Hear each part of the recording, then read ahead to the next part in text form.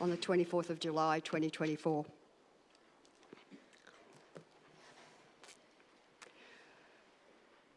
Almighty God, we seek your blessing and guidance in our deliberations on behalf of the people of the Colac Otway Shire and enable the Council's decisions to be those that contribute to the true welfare and betterment of our community. I note we've got 7 councillors present here today. There's no apologies or leave of absence. And I would like to start this afternoon by acknowledging the traditional custodians and lawmakers of this land, the elders past, present, and welcome any descendants here today. Please be advised that this meeting is recorded and live streamed with the exception of confidential matters. This includes the public participation section of the meeting. The live stream recording of this afternoon's meeting will be available on the website as soon as practicable. By participating in open meetings, individuals consent to the use and disclosure of the information they share at the meeting, including any personal and/or sensitive information. I'll now move on to question time. Colac Otway Shire encourages community input, and integral to this is the opportunity provided to ask questions. 30 minutes is allowed at council meetings. Community members wishing to ask questions of council by video conference were requested to register their intention before 5 o'clock on the 22nd of July 2024. No requests were received. I have received questions in writing from Mr James Judd, Mr Michael Fenton, Mr Andrew Crouch and Mr Robert Favata. And David Walsh has also submitted some questions. These questions will be read out and a response will be provided by the relevant member of the Executive Management Team. In accordance with Council's governance rules, an individual written response will be provided to the questions that have not been read out today. All written responses will be available in the minutes on the Colac Otway Shire website, once confirmed at the following council meeting. Before we move on, can I have a show of hands of those in the gallery who might want to ask a question today, just to give us an idea of who's going to ask questions. Thank you. We'll move on to our questions in writing.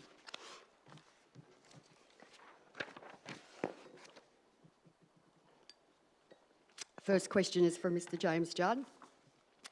Will the new tax introduced by the Victorian State Government on owners of properties they do not live at have any impact on the provision of community housing? And Mr Judd has provided a table with calculations for our officers to look at and to respond. He's got a follow-up question about are the caravans at the Lake Colac Holiday Park being used for long stay accommodation going to be counted as places of accommodation by the Victorian State Government and attract the state government tax on places of residence the owner does not live at? Also, would the government value long stay as an individual value each, or would they add all together to obtain a valuation? Response, General Manager, Community and Economy. Through you, Mayor. Mr Judd would be best to direct his questions on Victorian Government taxes to the State Revenue Office. Thank you, Mr Sharon. Another question from Mr Judd. Does the Colac Otway Shire Council have a watertight agreement with the managers of the Lake Colac Caravan Park to keep the terms of the contract entered into with the Colac Otway Shire Council for a period of at least 6 years? Or is this contract subject to early termination due to changed conditions? Response from General Manager, Community and Economy. Through you, Mayor. Council has a lease with Belgravia Pro for the Lake Colac Holiday Park for an initial term of 6 years. Thank you. Another one from Mr James Judd. If not cut back, what is the maximum height trees planted under power lines on the north side of Pollock Street in Colac will grow to? Plus, what is the anticipated growth rate expected of these trees? Also, what certainty can this council give that tree root systems will not impact on drainage and other services provided along Pollock Street, since in the most built-up areas almost all services are underground as well? You cannot allow root systems to destroy roads or footpaths. Manager, Services and Operations. Through you, Mayor. The trees planted on the north side of Pollock Street are blueberry ash. The expected growth height of these trees is between 5 and 10 metres in Victoria, which is slow growing conditions. However, as a requirement of the Electrical Safety Act, and the electrical safety line clearance regulations, trees are maintained and trimmed in accordance with clearance requirements. Prior to any tree planting activity, Council not only determines the most appropriate species for the location, but also undertakes infrastructure assessments with Dial Before You Dig to determine any conflict with existing underground assets and services. The selected species in this location have non-invasive roots. Thank you. And a last one from Mr Judd. Was the very late notice of changes of conditions for council enrolled voters for the 2024 council elections done so council could prune the numbers of ratepayers able to vote at this year's council elections? As many other rural councils had written to all affected ratepayers about the changes weeks before the council gave notice, with Australia Post having given notice over 2 months ago of slowing mail deliveries. This very late by the Colac Otway Shire Council could impact the results of the 2024 council elections. Response from the Executive Officer, Governance and Business Improvement. Through you, Matt. Thank you. Council has proactively managed the mandated changes to ensure effective people have the opportunity to enrol to vote in the October 2024 local election, government elections as required. Council wrote to affected people in May 2024 with over 4,500 letters sent in accordance with the Victorian Electoral Commission's requirements. To further increase awareness of the changes and to encourage people to apply to enrol to vote, a media campaign was undertaken and continues to be rolled out.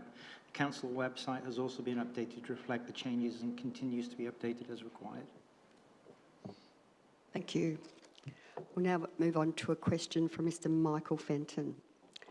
In response to the unhelpful reply my questions put to the June Council General Meeting, I would point out that when the quarry licence EIL 817 was approved in November 76, the property was included and formed part of the Colac Otway Shire approved Bushby Road residential subdivision under the Colac and Environs planning scheme, and as such the application should not have been granted as it did not comply with the regulations within the Extractive Industries Act 1966, both in not having a valid planning permit and the applicant's property was within an approved residential subdivision and subject to the associated planning conditions as part of that subdivision.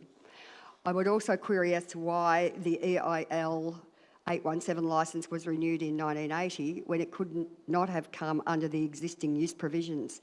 Still, no planning scheme approval and was shown on the subdivision plans as Lot 29, with no indication that a quarrying licence was in force on that property and as such was exempt from planning overlays applicable to the adjoining properties. Given the serious impact this operation is having upon the amenity of the area and to the well-being of adjoining residents, I appreciate that the actions that ERR are proposing for the site in regards to noise, etc. However, after 12 months, these issues have been and continue to be largely unresolved, in particular in regards to noise and the residents continuing to be forced to endure the continued operation of this industrial-scale business that is operating within a quiet rural living zone. I would like to add that the answers to these concerns have been very confusing and contradictory by all levels of government, and the added secrecy surrounding the quarry operation is not helpful. Given that there are no approved planning permit governing this property in regard to overriding the environmental overlay and allowing the destruction of significant area of mature native habitat, I would urge the Council to follow its own policy and deny the approval to destroy the habitat left on the site. We know that the Council has the power to stop this, as the WA 220 require your approval to proceed. Is the Council going to give planning approval for the wholesale removal of native vegetation on the site? Response from General Manager, Infrastructure and Operations. Actually, it's Manager, Services and Operations. The General Manager's an apology. Thanks, Cam. Thank you, Mayor. Council does not have any jurisdiction or legal avenues to require a permit for the removal of native vegetation for any existing extractive industry work authority that includes permissions to remove native vegetation. The responsible authority for the Barongarook Sand Quarry is Earth Resources Victoria, and inquiries about what is approved under work authority should be directed to Resources Victoria. Council understands from Earth Resources that the removal of native vegetation was approved under Extractive Industry Licence approved by the State Government, which was on 15th of November 1976, and remains a valid part of the work authority and predates any existing planning controls relating to the removal of native vegetation. The quarry is understood to be operating legitimately within the boundaries approved under its work authority, WA 220, including the removal of native vegetation. Thank you. I'll now move on to a question from Andrew Crouch. The question is in respect to the reinstatement of the beacon at Marengo. At the recent meeting between Apollo Bay Community Voice and Gorkappa, a question was put to Gorkappa about the progress being made in reinstating the beacon at Marengo. Gorkappa responded by saying they are awaiting a response from Colac Otway Shire. At the recent meeting between Apollo Bay Community Voice and the Colac Otway Shire, a question was put to the Mayor of the Colac Otway Shire about the progress being made in reinstating the beacon at Marengo. The Mayor of the Colac Otway Shire responded by saying she will take the question on notice. The question which Colac Shire must answer are, who is the person responsible for upholding the reinstatement of the beacon? And two, what is the timeline to completion of the reinstatement of the beacon? Response. Thank you, Cam, from Manager of Services and Operations. Thank you, Mayor, and thank you, Andrew, for the question. The status of the site of the former beacon is Crown land managed by the Great Ocean Road and Parks Authority. Council has determined to reinstate the beacon and is working through this process.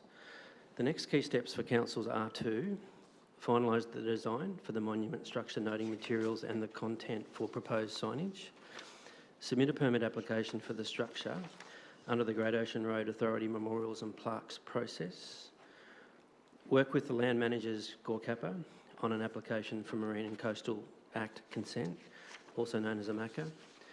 In the completion of the consent, the following must be completed: engineering and specifications for the monument, a site risk assessment, cultural heritage support, and provision of signage design and specifications.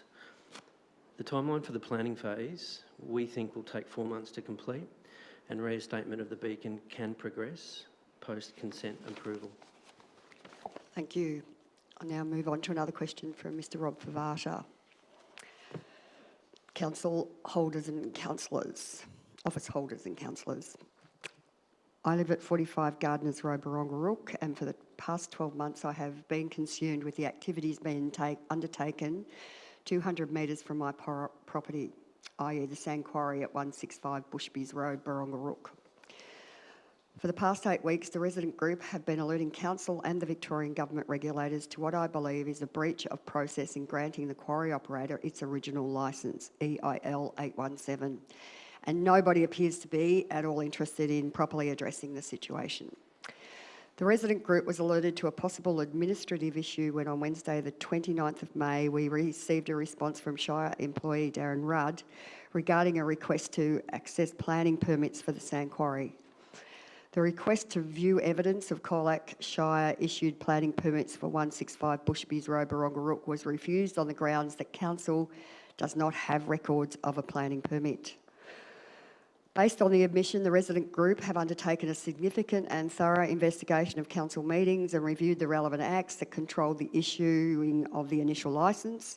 Following an exhaustive search, the resident group believed that the sand quarry was incorrectly granted a licence and continues to operate without the necessary documentation. In the time that the group has been advocating on behalf of the impacted residents, it has been told a wildly changing series of facts by Shire officials and the Victorian Government agencies. Facts like all is in order, all necessary permits were issued, dust and noise studies were correctly conducted, the quarry is operating under a legally acquired work authority. Just recently, the Shire's communication tone has altered from a position of legally acquired permits to one where the quarry is operating under existing use rights. The purpose of this letter is to alert the following people to what I believe to be an industrial quarry operating within a residential area, possibly without the necessary legal right to do so. The question I wish to pose to each recipient of the letter is, are you aware of the information uncovered by the resident group, i.e. quarry operating without a Shire planning permit? Have you investigated the situation discussed in this letter for yourselves? Are you comfortable with the position currently forwarded by the Shire? So, response from Manager Services and Operations. Thank you, Mayor. Council is aware that the quarry is lawfully operating under a valid work authority and that Earth Resources are the responsible authority for the permissions in place that allow the quarry to rights are demonstrated under the relevant planning scheme. In this instance, Council, in a letter dated 9th of September 1996, advised the then Department of Energies and Minerals that the Barongarook Sand Quarry benefits from the existing use rights. This also responds to the following two questions. Thank you. I don't have any following two questions. We have received a question from Mr Walsh regarding drainage in the vicinity of Airy Street, Colac. Unfortunately, some of our key staff are away and we don't have all the information to provide a comprehensive response, so we'll take that question on notice. Thank you. That concludes the questions in writing. We will now move on to questions from the gallery, and I think we had 3 or 4 people with their hands up to ask a question from the gallery. Before we proceed, I just remind everybody that question time is for questions only, and it is not a forum for public debate or statements. So when asking a question, can you please state your full name for the minutes? And you have 3 minutes for each questioner. Who's Mr Webb? Tony Webber, Otway Forum. The first question is on the broiler farm. Now, it's a proposed farm for 1.5 million birds in 4 sheds. The first question, or first part of the question is, does the Shire have an intensive industrial farming policy? And the second part of the question, is it true that any birds, including native birds, that approach the facility will be shot? Thank you, Mr Webber, for your question. Who would we direct that question to?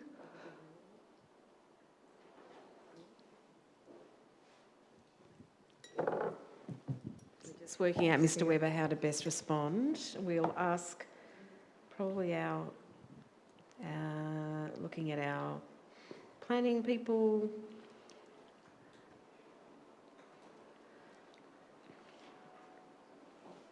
I just want to also make a point, Mr Webber in the gallery, that clearly it's a matter that's in the agenda for Council to consider tonight, so officers will be careful not to preempt any decision that councillors might make later.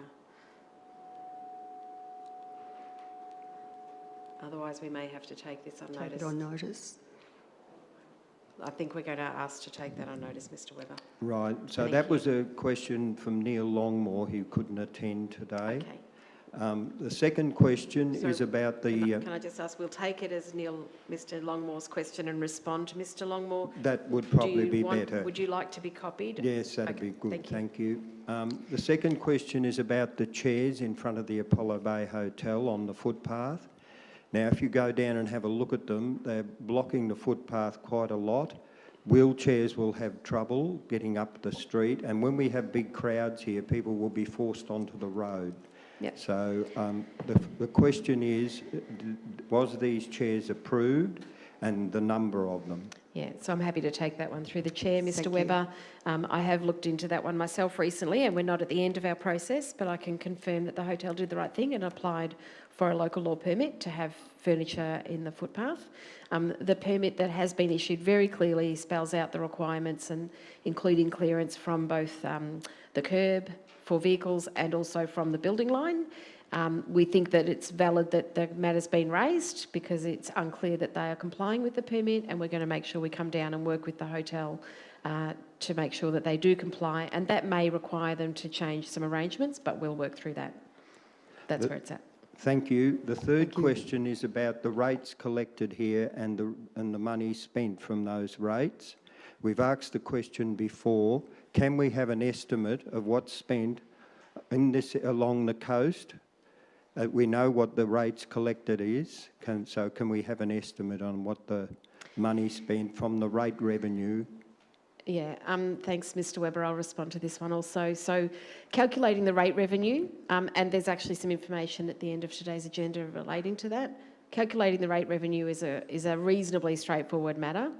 calculating expenditure is less clear, and that is because expenditure, some things are consistent year on year, some things are very easy to identify and calculate, like project allocations, and some things may vary year on year and we don't budget geographically. And what I mean by that is we often budget our services based on capacity, so we have the capacity to have a certain number of graders and trucks and people, and we know that we can generally meet our road management plan and maintenance with that, for example, just using roads.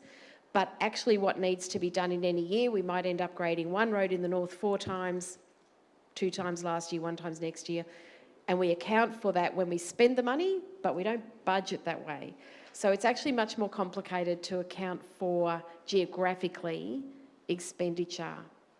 You'd have to take into account the different service costs, the overheads, etc. We don't budget that way.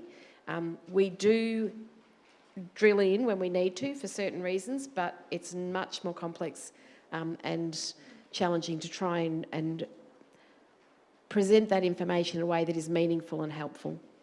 I know that's not the answer that you're looking for, but it is a more complex, difficult thing. We have had that answer in the past.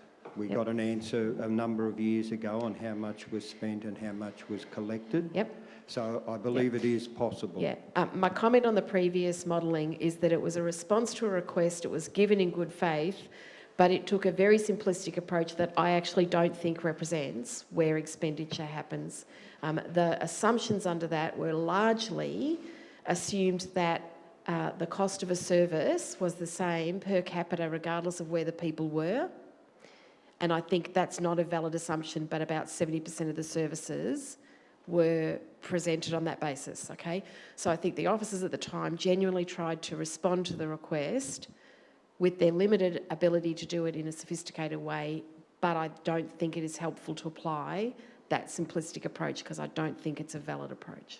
Fair enough. All right. And the final question is about the rubbish bins. When we get strong wind down here, the rubbish bins blow over. Near where my mother lives, a fellow was picking up hundreds of cigarette butts after a couple of weeks ago, collecting the rubbish. And there was still rubbish collected around the place because the bins blow over, you've got light packaging and it just goes everywhere. So I believe you're doing a renegotiation of the waste management. Is that correct? So, Mr. Webber, I may in part throw this to another manager in a moment. I assume you're talking about residential curbside bins? That's right, and Okay.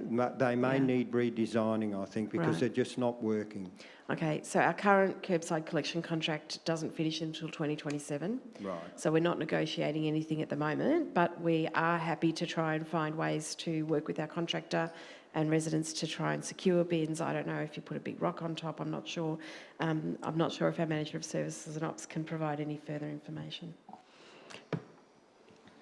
Thank you for the question. It is certainly a problem in areas with predominant winds. We are working and we have had many conversations with our current contractor.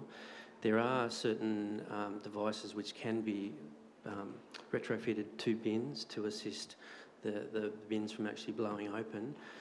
They're being trialled, but we're still actually looking for the one that would prove most successful. So it's a work in progress and we'll come back to you on that. Right, and the other problem is that when the bins actually tip over, the waste management people won't pick them up because they're on their side. So that's another thing you may need to discuss with them. Thank you. Happy to discuss that with our contractor. It is unfortunate in any circumstance when a bin tips over. It's not the best situation for garbage drivers to exit the truck to actually pick it up. But it is a commitment of the contractors to come back and pick that up. So please let us know if that happens.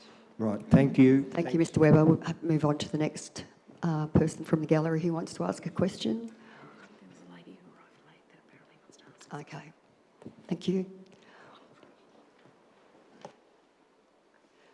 Thank you, Yvonne. Thank you, Madam Chair. My name's Yvonne Francis and I live at 5 Montrose Avenue, Apollo Bay, and I own the shop that's currently being renovated at 129 to 131 Great Ocean Road.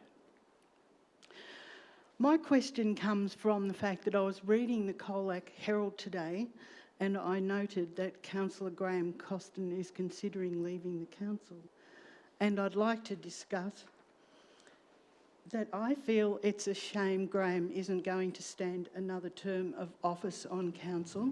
He's so right to prioritise housing and childcare and the environment, as I do. If we want to see a sustainable planet, we'll all have to stop wasteful practices like encouraging McMansions to be sprawling through the forests and the coast, such a waste of energy servicing them. Please reconsider, Graham. Apollo Bay has abandoned teacher flats and an old preschool, crying out for young renters who can't afford So to the find question, accommodation Yvonne, here. your question? My question is, would Graham Costin please reconsider his decision? Madam? Okay, that might be something Graham Costin might want to think about. Thank you, Yvonne. We'll have a coffee and talk about it. Thank you, Graham. Thank you. Any other questions from the gallery? Mrs. Beach?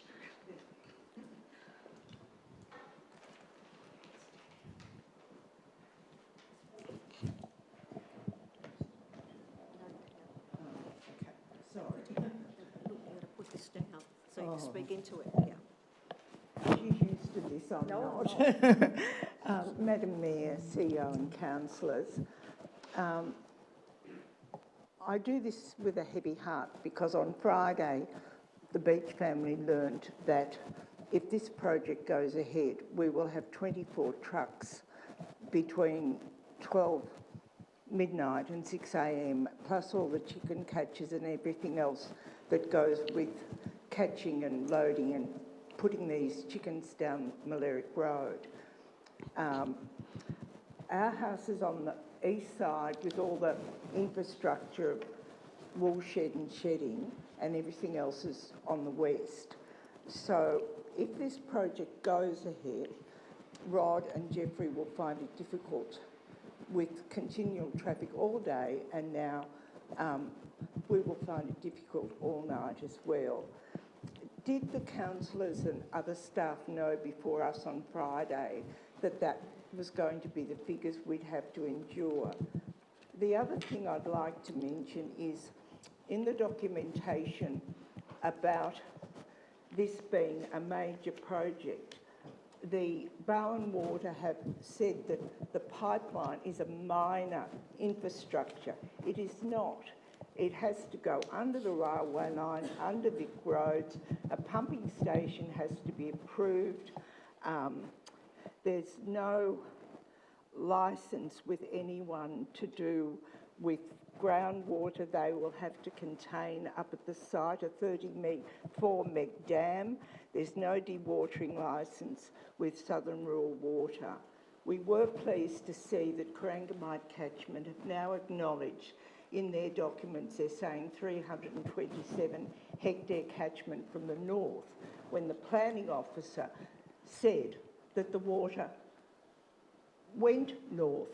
Water can't go uphill, it goes south and southeast, and the photos I gave everyone, the councillors, shows you the water that's had to come down and go between the Burnett property and ours on many, many occasions, and going into the Birregurra Creek. And the other direction, it's southeast through Russell Young's Cons Lane. So the water is our major worry, and sadly today I've received another threat from via Jeffrey again, James Wentworth again put a threat to me. Careful, Mrs. Beach. To make a decision what we wanted to do, or otherwise it'd be too late with this, and I do not like that kind of conduct on any professional level. Thank you. So I'm not sure whether we can have someone answer some parts of those questions. So through the Chair, the only question that I think I captured there, Mrs. Beach, was the level of awareness of council laws and officers. So some officers who've been working through the assessment and process clearly would have had a good understanding of vehicle movements, etc. Council has received the full report and technical information on Thursday. That's when we distribute the agenda in full to councillors. That's the answer to that. Thank you. Thank you. Any other questions from the gallery? Thank you. My name is Tanya Burnett and I live at 60 Birregurra Road, Birregurra. So, Madam Mayor, councillors and all office bearers, I'm deeply concerned about this project, and after reading about what Biosis had read, there are some vulnerable species there and they're going to be, well, there's going to be a demise. And should they be taken care of, there are things, mitigation, that we can address, but that is not always successful. And building fences around particular buildings is not going to keep out the birds, the migratory birds, nor the brolga who flies great distances to fodder. And you're going to be leaving baits and all these chemicals lying around, what, for the birds and all those other deer creatures up there to digest? We're not going to have a wetland, we're not going to have any migratory birds coming through or going further to lake areas. So, secondly, why are we considering this proposal when we know that federal government has to approve this first on some of these species? Shouldn't we be looking at that? This is going to be the demise of that area, so I seriously think you should consider that. Secondly, Mrs. Beach, I think, has put up with enough living at 30 Malerick Road. And when she asked questions about the movement of trucks, the reply she got was from some people were that, Mrs. Beach, you'll have to get used to this and you will get reprieve 1 week a month where there'll be no trucks. Now, these truck movements I hear go through... Your question, please. Could you please tell us how many trucks are going to go through? Okay, thank you. And to what hours is Mrs. Beach and the family going to be put up with? Thank you for the All question. right, thank Can we you, answer that everybody. question at this point? Through the chair, so the final details of any approval are yet to be determined by council if an approval is granted, and so we can't give detailed commitments about numbers of trucks. Thank you. Any other questions from the gallery? Questions from the gallery? No further questions. Thank you. Councillor Finnegan? Sorry, I'm just not quite sure if it was picked up on what the questioner was asking there. And I'd just ask your indulgence to clarify with the questioner if they're asking about the amount of, if we have a figure that is expected of the amount of trucks to go through, or if they're asking if they're asking us to comment on a hypothetical amount of trucks. We don't know. So through the chair, sorry, Councillor Finnegan, the question as I heard it was how many birds will there be, how many trucks will there be? That's yet to be determined is my view, and that was why I responded in that way. Thank you. Thank you. Okay, that I think concludes question time, so we'll move on. We don't have any petitions or joint letters, so I now ask for any declarations of interest, please. Councillor Hanson. Yes, I have a declaration of interest for item number 9.13, provision of internal audit services. I have a general conflict. I held a position at Findex for many years and maintained friendships with current employees. I did leave that employment 2 years ago, but there could be a perceived conflict with a former employer. Thank you. Any other conflicts? Thank you, Chair. I also wish to make a declaration of a conflict of interest. I have a general conflict of interest in relation to item 9.5 in the agenda, which is relates to the discontinuance of road reserve and consolidation into ADA Hart Street. My conflict arises because that property is in reasonable proximity to my own place of residence. The declaration has also been recorded in the report, and I have abstained from the development of the report and the recommendation. Thank you. Now move on to the confirmation of minutes. I propose we confirm the minutes of the council meeting held on 26th of June 2024. Councillor Hart. Thanks, Mayor. I would like to move that we confirm the minutes but I would like to move what's on the screen at the moment, that the resolution from the 24th of April 2024 that was the subject of the rescission motion at item 10.1 be attached to the minutes so that it's clear what that was all about. Thank you, Councillor Hart. Do I have a seconder? Councillor Potter, is it to be opposed? Councillors, I'll now, do you want to speak to that? No. So we'll move that motion. All those in favour? Against? Carried 7-0. Thank you, Councillor Hart. Now we move on to item 9.1, Community Asset Committee, new members and proposed renaming of the Apollo Bay Senior Citizens Centre. The purpose of this report is to enable Council to appoint new members to the Apollo Bay Senior Citizens Centre and to the Birregurra Public Hall Committee Asset Committees, and to provide an update on the proposed renaming of the Apollo Bay Senior Citizens Centre. Councillors, before I ask for a motion, do any councillors wish to ask a question? No questions? Thank you. Councillors, the officers have provided a recommendation with the report for our consideration. Does any councillor wish to move a motion in relation to this matter? Councillor Costin. Thank you, Mayor. I'd like to move alternate motion, which is up on the screen. It replaces point 3 with a slightly different one, just to recommend an action by the next council. Thank you. Thank you, Councillor Costin. Is to be seconded. Councillor Finnegan. Councillors, is it to be opposed? Not to be opposed. Councillor Costin. Thank you, Mayor. I'll just speak a little bit about community asset committees and then talk about the renaming. Community asset committees play an important role in managing council's assets. These are council's assets in a range of activities for health and wellbeing, physical activities, social interaction and cultural development of the community. The committees are responsible for ensuring that there is equitable, fair and appropriate allocation of these facilities and to maximise the community benefit. And it's not always a simple task.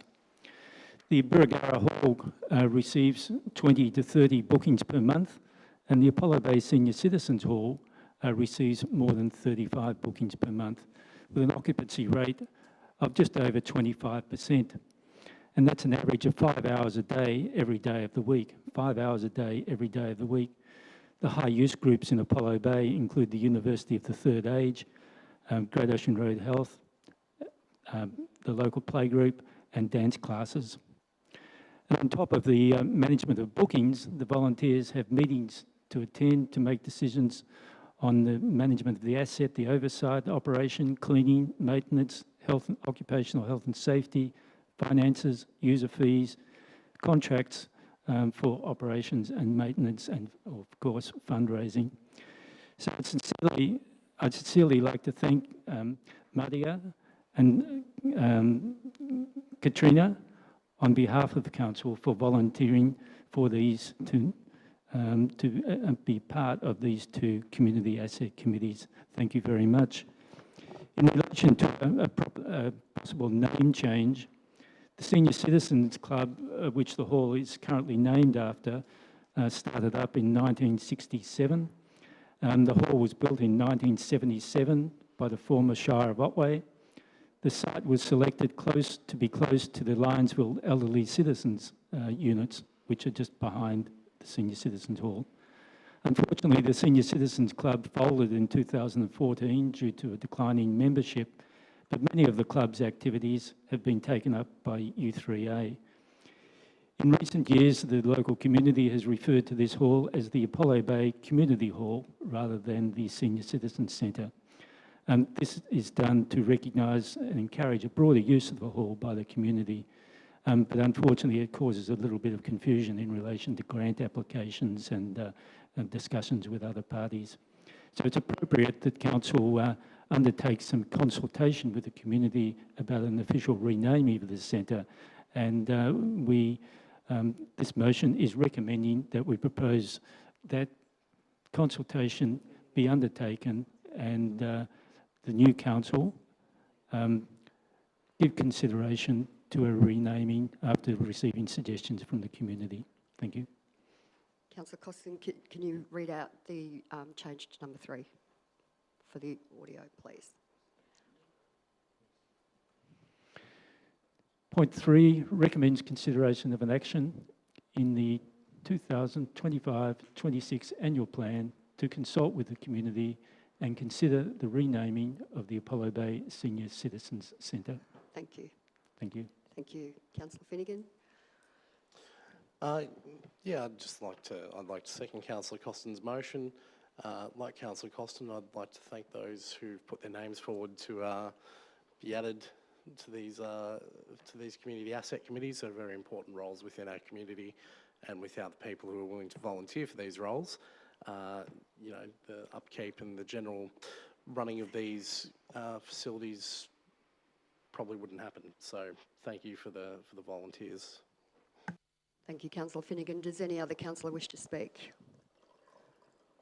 If no other councillor wishes to speak, I will now call for a vote. All those in favour? Carried 7-0. Thank you, Councillor Costin, Councillor Finnegan.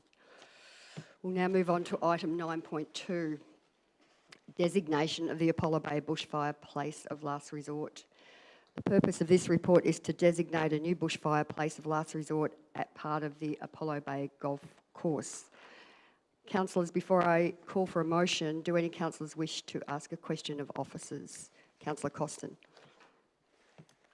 Thank you, Mayor. I'll just flag an alternate motion. Thank you. Thank you. Any other questions of officers? Councillor Potter. Thanks, Mayor. I just have a question in relation to how often or how regularly do the bushfire places of last resort get assessed by the appropriate authority? Thanks, Councillor Potter. Thanks, Chair. In the absence of our General Manager of Infrastructure and Operations, I can confirm it's an annual assessment undertaken by the CFA to ensure that the bushfire places of last resort still are compliant with the requirements that they have. Thank you. Follow-up question, Councillor Potter? No, I was just going to say thanks. Okay, thank you. Going to say thanks. So we've got Councillor Costin's moving a motion. Councillor Costin? Thank you, Mayor. It's essentially the officer recommendation with a additional point at the bottom that Council will pursue any opportunities that may emerge to re-establish the bushfire place of last resort at the former foreshore location. Thank you. Do I have a seconder? Councillor Arnott. Is it to be opposed? Councillor Potter. Sorry, Mayor, at some stage I'd like to move an amendment. Move an amendment. We'll deal with that amendment. Yeah. We need a mover and a seconder for the amendment. We've got one. Right, okay, they should speak first before we move the amendment. Councillor Costin. Thank you, Mayor.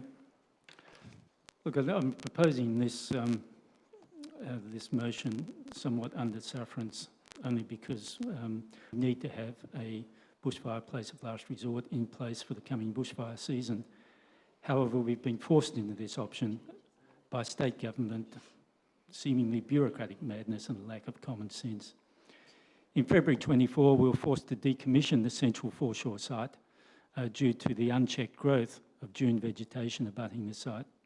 We had plenty of prior warning from CFA Regional that this was likely, and in August 2023 we were advised the vegetation had grown to the extent that the site was no longer compliant. This central foreshore site could have simply been made compliant by clearing a 5-metre gap between each hectare of the dune vegetation. So that's a little widening of the paths to the beach. However, it seems neither Gorkappa or Decca have any interest in providing those fire breaks. Their assertion is that if a suitable alternative site exists, there is no need to explore vegetation removal. So a lot of our scarce resources, our staff time, have been put towards identifying and assessing an alternative site. This seems somewhat of a stubborn position, contrary to Gorkappa's removal of similar vegetation on the other side of the harbour, and their publicly stated objective to create lower lying sand dunes, improve dune health and integrity in this area. And they plan to do that, and this is on their website, they plan to do that by removing invasive dune vegetation and reinstate this with low-lying indigenous species like bigface and spinifex. The Gorkappa position, Gorkappa and Decca joint position, ignores the preference of the local community, the Apollo Bay community voice and local CFA members to reduce the vegetation and just simply recommission the central foreshore site. This preference seems to be based on common sense. The central site is well located, easily accessible, close to amenities and close to the surf club, which is the most likely site for the dissemination of community information in the event of a catastrophic bushfire.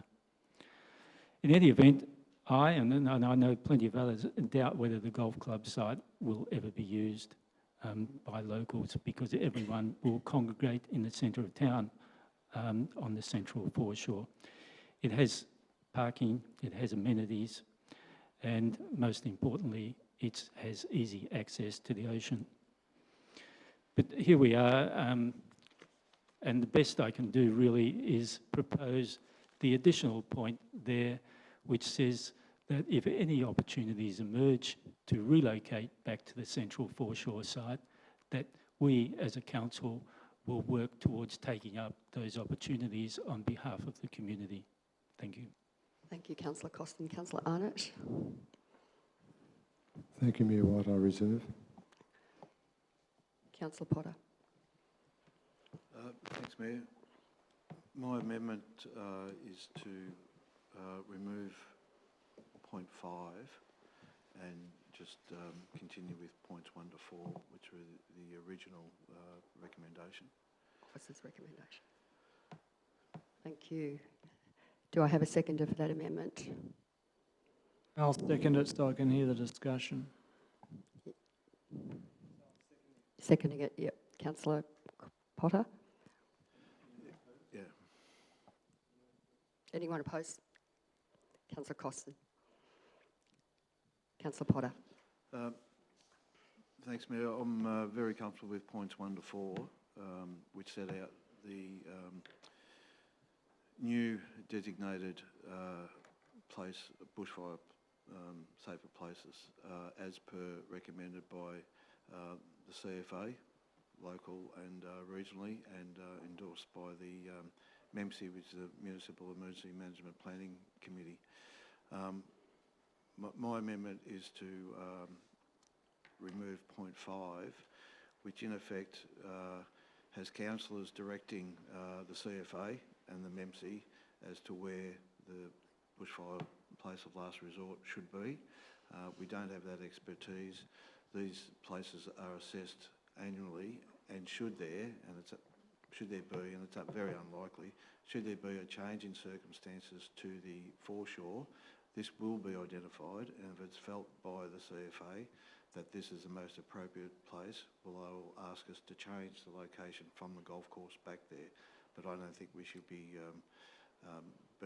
involving ourselves, not having the expertise, and telling them to do that. Thank you, Councillor Potter. Councillor Hart. I'd like to reserve. Councillor Costin.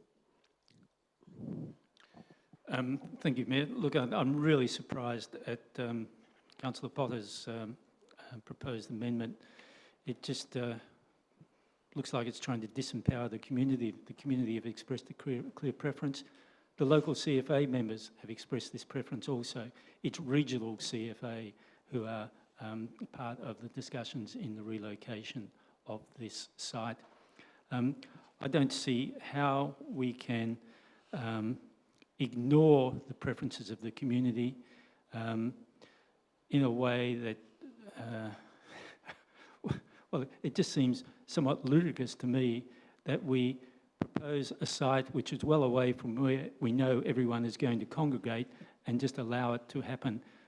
We should try and follow where the community want, and many in the community have expertise in this area. We're not My amendment is not seeking to give direction to anyone, not seeking to give direction to anyone. It says if an opportunity emerges, council should look at this. It's as simple as that. There's no direction there. It's just leaving the door open to revert back to the most sensible location for this bushfire place of last resort. Thank you. Thank you, Councillor Costin. Other councillors wish to speak? Councillor Finnegan. Thank you, Mayor. As Councillor Costin has just stated, the local community has stated a preference on this matter, and the reality is that, you know, if there is a bushfire, I think that people will want to congregate where they are most comfortable and where they feel they are safest. And I feel that regardless, members of the community may still congregate in the previous bushfire place of last resort. The reality is when I'm put in a position whereby I'm put in a position where I need to consider the views of the communities that I represent versus the views of the bureaucracy, generally the views of the community are going to win out. So I'll be voting against this amendment. Thanks, Councillor Finnegan. Other councillors wish to speak? Councillor Arnott.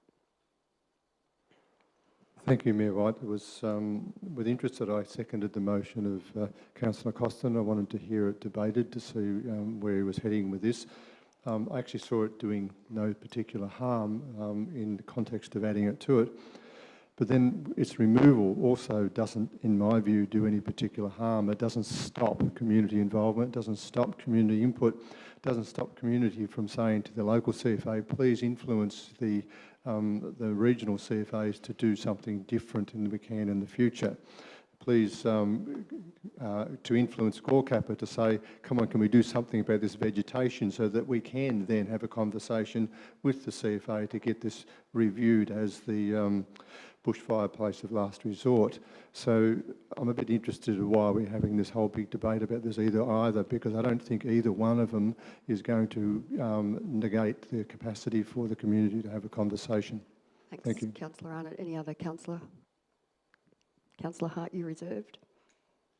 Yeah, thanks, Mayor. I have to say that I've been convinced by Councillor Finnegan and Councillor Costin's arguments to actually support the amendment. I think we have to remember our responsibility as councillors to the community is to ensure proper safety for the community. And I think if we keep having, and I'm sorry that my microphone doesn't seem to be working the best. May I ask that you turn yours off? Mine might work. Oh, it doesn't. Okay.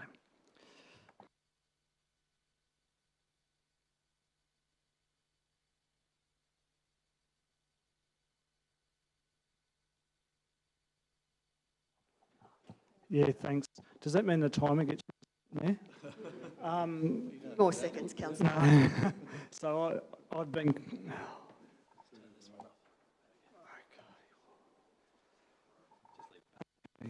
Can you hear that? Okay, thanks, Kate. We have a responsibility to ensure safety of the community, and I think if we keep having this confused message as to where the site will be, that we're forever open to moving the site somewhere else, it's not a popularity contest on this particular issue, or at least it shouldn't be a popularity contest. And I know that as councillors sometimes making decisions that don't accord with a popularity contest, well, that's part of our responsibility. This site will be reviewed as a normal course. I don't think we should be having a confused message that, oh yes, we're moving to another site, but that we really want it to be somewhere else. If we don't have that confused message, then that will help with the message to the public of exactly where the site is. And that's our responsibility. And sometimes as a councillor, doing something that is not the most popular choice is part of our responsibility. When people are faced with a bushfire, they're looking It is a place of last resort. They're looking for a clear understanding of where the spot is and what is expected. Thank you, Councillor Hart. Councillor Potter, right of reply. Thanks, Mayor. Look, I think Councillor Hart has been very eloquent in pointing out the difficulties with this, and in an emergency you don't want to be confused. And this is a potentially life-threatening situation. The experts have told us if people go to the foreshore, they are at risk of exposure to fire because the safe passage down onto the beach itself will not be safe, hence a new area. And this will be reviewed, and in due course, if it is felt that the best spot is the foreshore, it'll be reversed. That's unlikely in the short term, if ever. In the meantime, we need to be clear with the public about where to go. Thanks, Councillor Potter. I'll now call for a vote for the amendment. All those in favour of the amendment? 1, 2, 3, 4, 5. Against? Carried 5-2. Thank you. We go back. Division. All those in favour? Councillor Arnott, Councillor Hanson, Councillor Hart, Councillor Potter, Councillor White. Against? Councillor Finnegan, Councillor Costin. We now go back to the substantive motion. Did anyone else wish to speak? Councillor Arnott, you reserved. Anyone else wish to speak? Councillor Finnegan. Thank you very much, Mayor. It's interesting that other councillors have stated that perhaps the local community should lobby the likes of Gorkappa and DECA and the CFA to help change their minds. The reality is that, you know, Gorkappa and DECA are giant bureaucracies which aren't accountable to the local community. It's our duty as councillors, where the local community has a strong opinion against a decision that has been made by these unelected bureaucracies, that perhaps we should stand up for our community and state forth that opinion and hopefully advocate on behalf of our communities. And I feel that is what the original motion intended to do. So yeah, that's what I'll say on that. Thank you. Thanks, Councillor Finnegan. Any other councillor wish to speak? Councillor Hanson. Yeah, I'll just briefly say that I will support, I supported the amendment and I'll support this motion because at the end of the day, these bureaucracies are just trying to find the safest space for the community together in the event, you know, of bushfire or whatever other catastrophe, and I'll certainly be supporting their judgment with this one. And I think in time, if it can, if the assessment is made that it can go back to the foreshore, well, so be it, but they'll make that assessment as wherever the best place is. Thanks, Councillor Hanson. Councillor Arnott, I think you're reserved.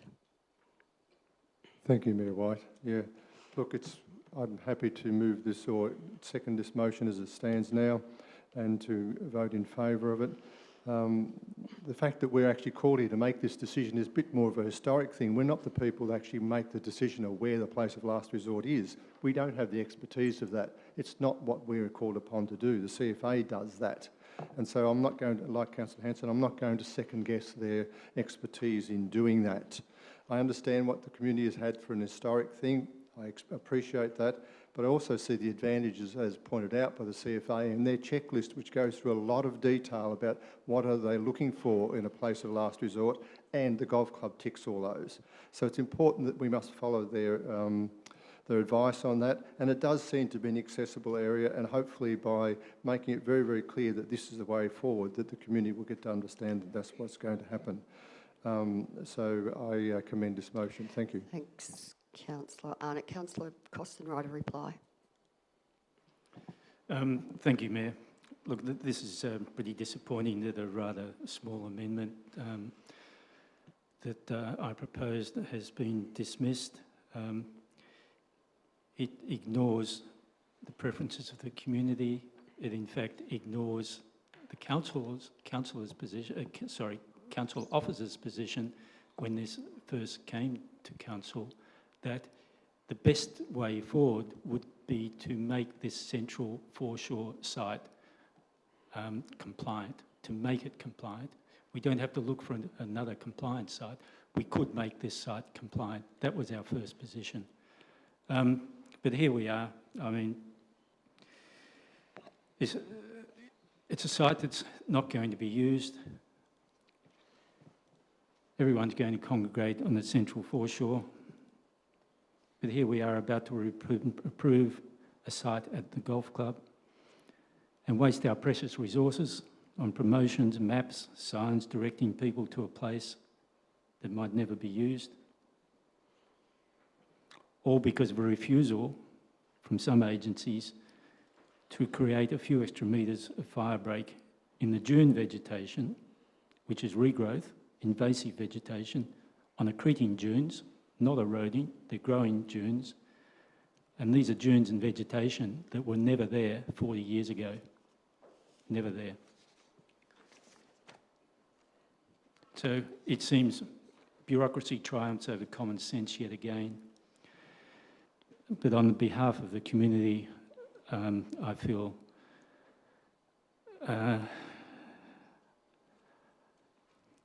look, it's difficult to be able to support the community if other councillors are not helping me do that.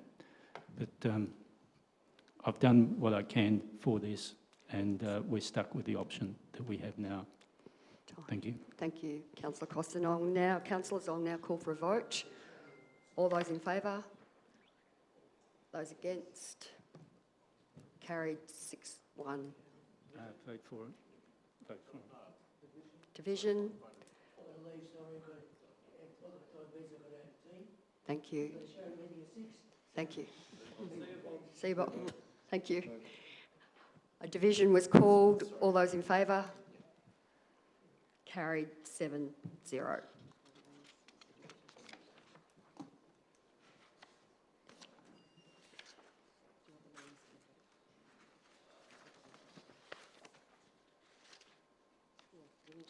Call the name for the divisions before we went. Okay, the initial vote was a 6-1 and we called for a division.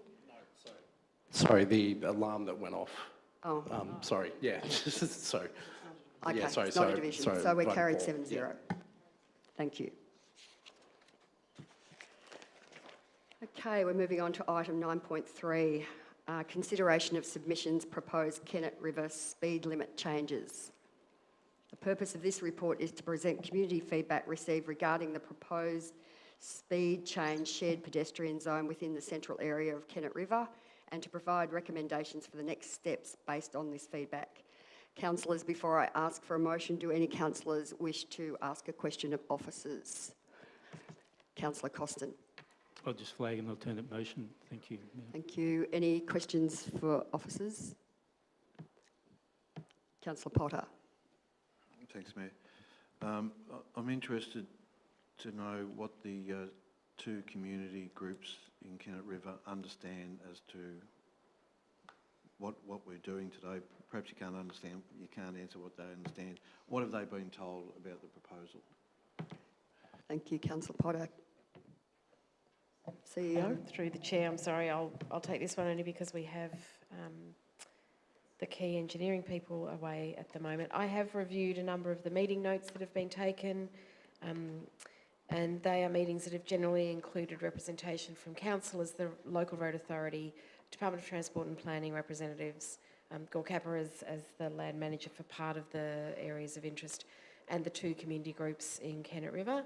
And my understanding from my quick perusal of the meeting notes is that that the proposal that is before council tonight to do some interim works in Kennet River to reduce traffic conflict, etc., through line marking and signage, that seems to have a fairly been socialised with all of those parties. They haven't been presented with any final plans because we are waiting for council's guidance. But I think the proposal to reduce the speed, change the arrangements to one way in front of the cafe and the entrance to the car park, and manage that through line marking and signage has been well socialised. Thank you, CEO. Any other questions? Councillor Costin, you had a motion. Thank you, Mayor. If could come up on the screen, thank you.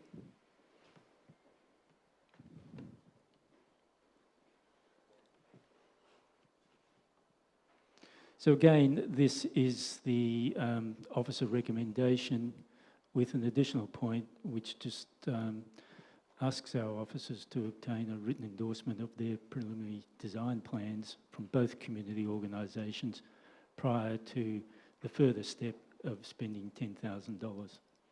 Thank you. Thank you. Is it to be seconded? Councillor Hart. Any other councillors wish to speak? Is it to be opposed? Councillor Hart. Councillor Costin. Thank you, Mayor. This work has resulted from an approach by one of the community organisations that is located in Kennett River to undertake some works, immediate works to resolve some traffic management problems.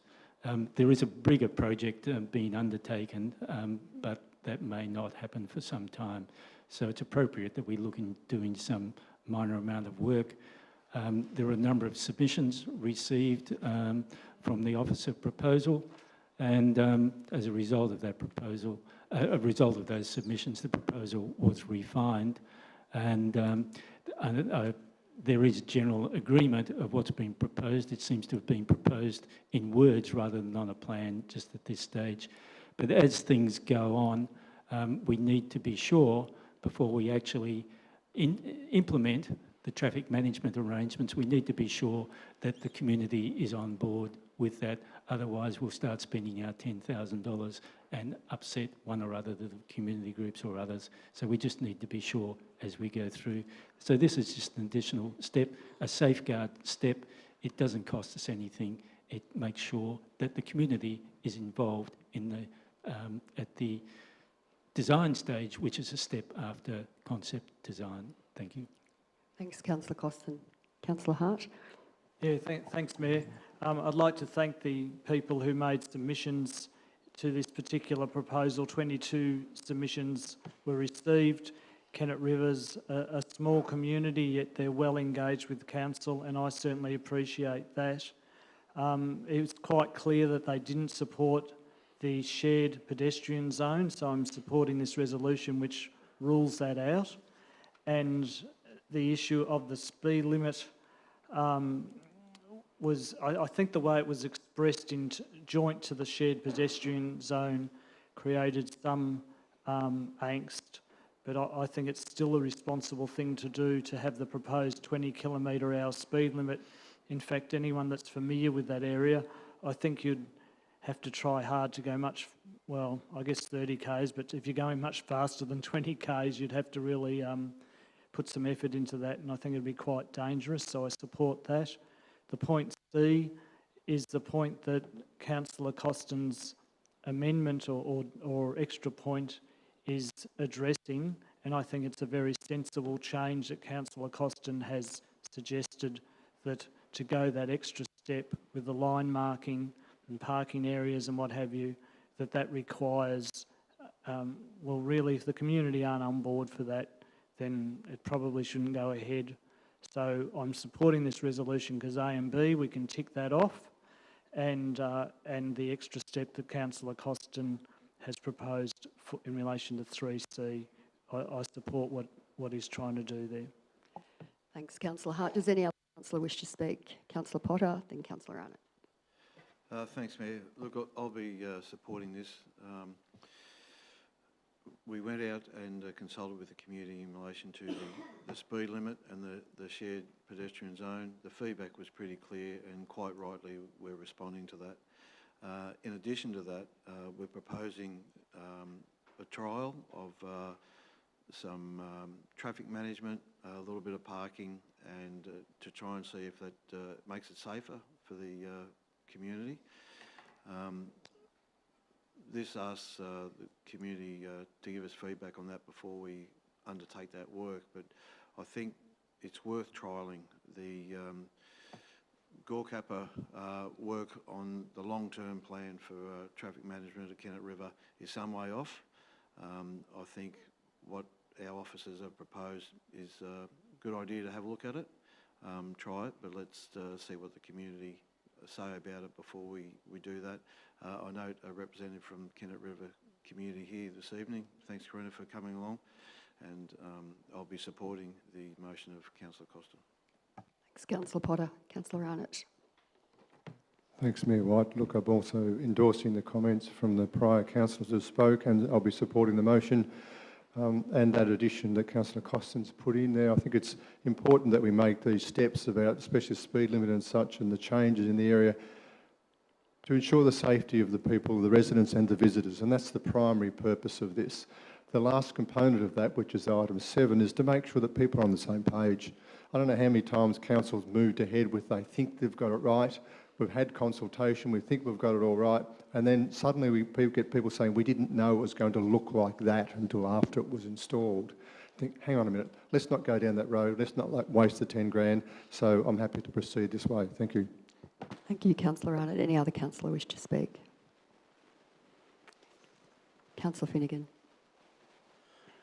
Yeah, just to quickly say, you know, we wouldn't be in this position with the alternate motion and the like if we hadn't listened to. Oh well, sorry, wouldn't be in this position if we hadn't listened to our community. And again, thank you to the community for expressing their views. And the extra point at the end, Councillor Costin's alternate is just, as Councillor Arnott has said, to make sure that our ducks are in a row before we go out and do things. You know, it has been seen before that councillors thought we are doing the right thing, and unfortunately projects to completion and then everyone wonders.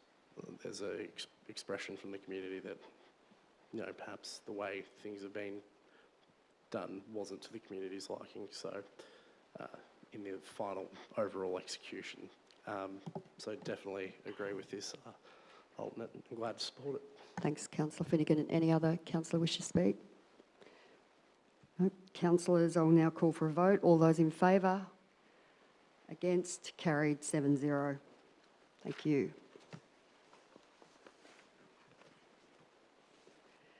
Councillors, I now move on to item 9.4. And yes, I understand we've got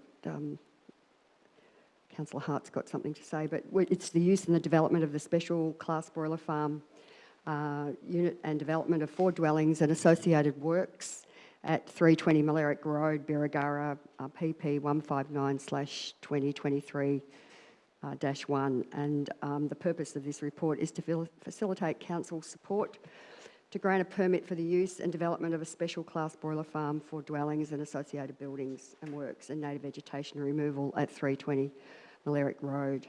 I understand that we have a proposal from Councillor Hart that we might like to hear first before we move on to any questions. Councillor Hart. Thanks, Mayor. I plan to move a resolution that would ask that this item be deferred to a meeting to be called to be determined by the 1st of August 2024, if not earlier. I'm not sure if that's on the screen. I can't. So I will, of course, take your guidance as to when we go to that. Councillor Hart, that's the. Would you like to read that out and confirm that's the motion you want to move? You can't read it? I think I can read that one. Okay. The council defers consideration of this matter to an unscheduled planning committee meeting to be scheduled. These unscheduled meetings that we schedule, I mean, they really get me. Will be held. I might start again. Will be held. The council defers consideration of the matter to an unscheduled planning committee meeting to be scheduled before 1st of August 2024 to enable councillors time to fully review and comprehend the relevant documentation. Thank you, Councillor Hart. Have I got a seconder? Councillor Arnott. Will we now proceed with that motion? I think is the most appropriate way to go. Councillor Hart, is it to be opposed? Not to be opposed. Councillor Hart. Yeah, thanks, Mayor. This is a very important matter that needs to be considered carefully. If this does get passed today, I'd like to apologise to the people who have come here to see this particular item. This is a short deferral if it goes ahead. I mean, the reality is we've got 1,071 pages of attachments that we got about last Friday, plus the 373 pages of the agenda. 500 pages of those relate to this item, and 400 pages of that 500 councillors have only had for a number of days. So when councillors have become a decision maker, I think the community's entitled to expect that we have a thorough look at all that paperwork, and I've certainly had a look at it, but I think it would be a benefit to all councillors if we could have that extra time and have a meeting that is just dealing with that particular matter. I think it would be it's obviously had a long time with this application. I think it would be a poor process if we were forced to deal with this matter today, together with a crowded agenda that we have of over 20 other items. Thank you, Councillor Hart. Councillor Arnott. Thank you, Mayor White. I'll take the opportunity to speak now. I'm always reluctant to defer items for a decision because I believe that we're here as the decision makers. And this application has been running, I believe, since July last year. And the applicant would rightly like to see it settled. I imagine that's the case. And we want to facilitate appropriate commercial development within our shire. That's absolutely critically important if we're going to proceed and continue to grow the community. On the same thing, I actually agree with all of the comments of Councillor Hart to date, that there is a significant amount of material here that we must be over top, that we must have an opportunity to appropriately take in and make an informed decision on. If I was forced to make a decision tonight on this, I probably could do so, but I'd have to admit that I don't have a full grasp on everything and have to rely on others to fill some of those gaps for me and hope that we've got it right. I'd prefer to make sure that we, with the indulgence of the parties involved, get this right for everybody so that we can then proceed with confidence. Thank you. Thank you, Councillor Arnott. Does any other councillor wish to speak? Councillor Potter, Councillor Costin then Councillor Finnegan. Thank you, Councillor Potter. Thanks, Mayor. I'll be supporting this, and again, like Councillor Hart, apologising to those that drove down here this evening, but we have been asked to perhaps consider putting this off for a little while. The fact is that this council has to deal with this matter before caretaker and as soon as we can, but we need to be confident within ourselves that we are across the information. For example, I've just seen some photos of some flooding provided to councillors this afternoon. I haven't had a chance to view those properly.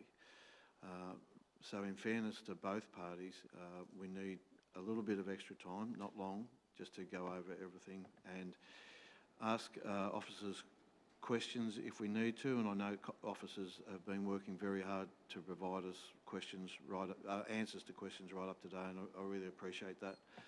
Matt has been going, as Councillor Arnott said, for 12 months. We need to deal with it, but if this matter ends up in another arena and it was clear that councillors were a little bit uncomfortable because they didn't feel across the information, we wouldn't look very professional and it'd be poorly reflected upon us.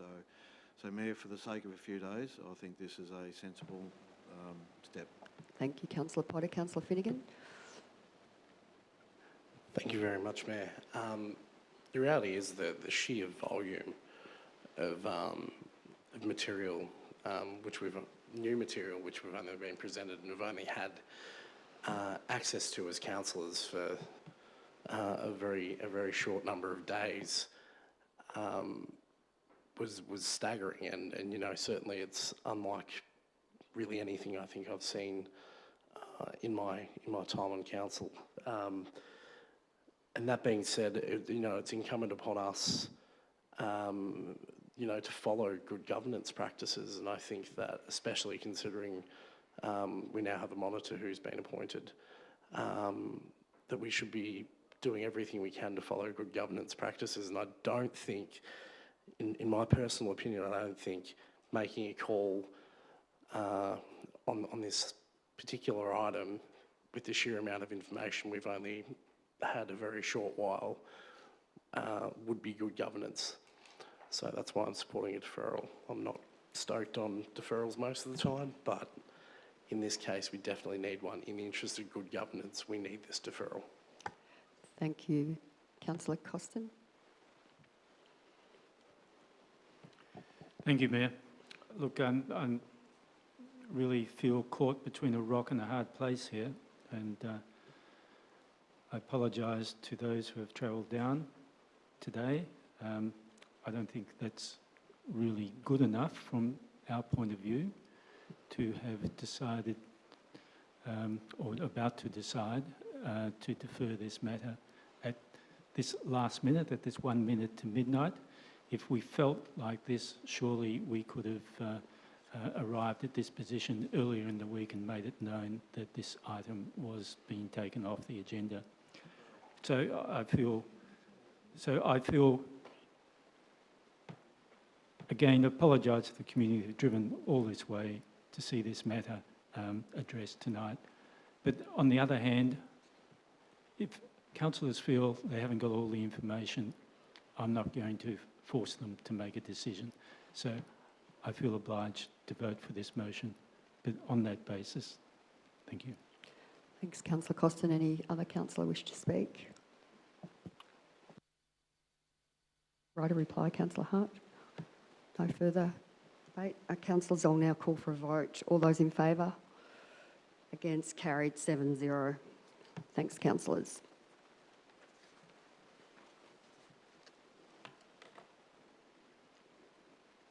We'll move on to item 9.5. Request to discontinue road reserve and consolidate into 80A Hart Street, Colac, and notice of intention to dispose of the consolidated land. The purpose of this report is to approve the discontinuance of the road reserve that runs parallel to council-owned property 80A Hart Street, Colac, consolidate the land into a single parcel and to seek authorisation to provide public notice of council's intention to dispose of the consolidated land parcel.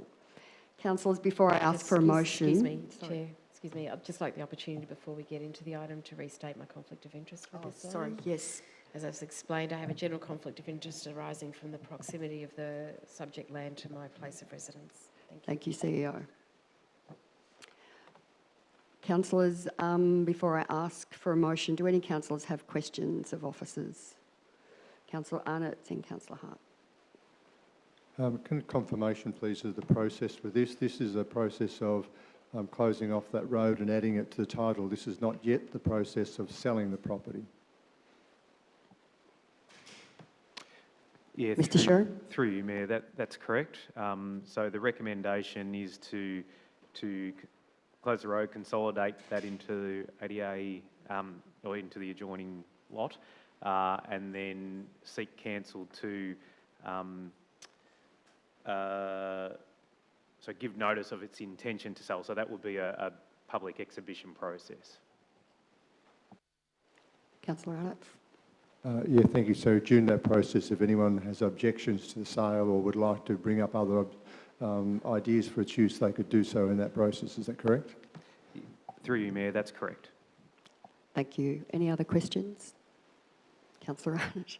Sorry, Mayor. And so we're confident we've determined there is no future use for this road reserve? Through you, Mayor, yeah, that's correct. So we did undertake a public exhibition process and advertise our intention. We got one submission, but that submission was more around the sale of the property rather than the consolidation of the lot. So, yeah, we're quite confident. Thank you. Any other questions? Councillor Hart. When you're ready, Mayor, I've got an alternative. Okay, thank you. Okay. So we've got a recommendation. Do I have a motion? Councillor Hart. Well, my resolution is quite similar to the recommendation, but it has a change point. I think it's number 5. Yeah. Yep. Do you want me to read it? Yes, please.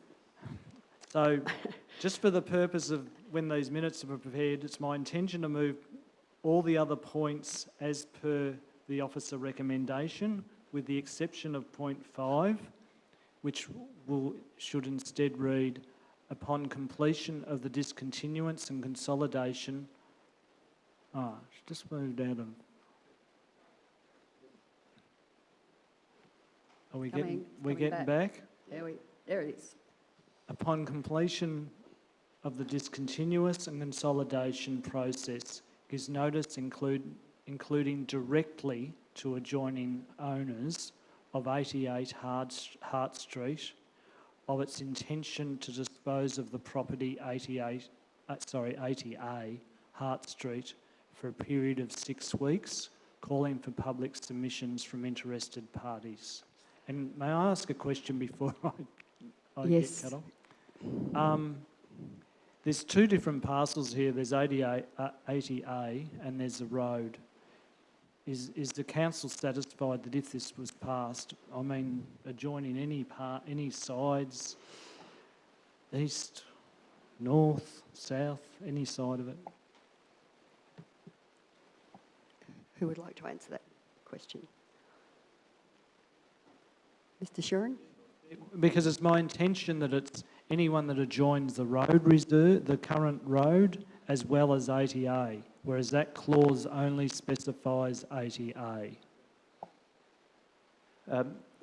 Through you, Mayor, I think the intention is quite clear to officers that we would undertake direct engagement with surrounding landowners.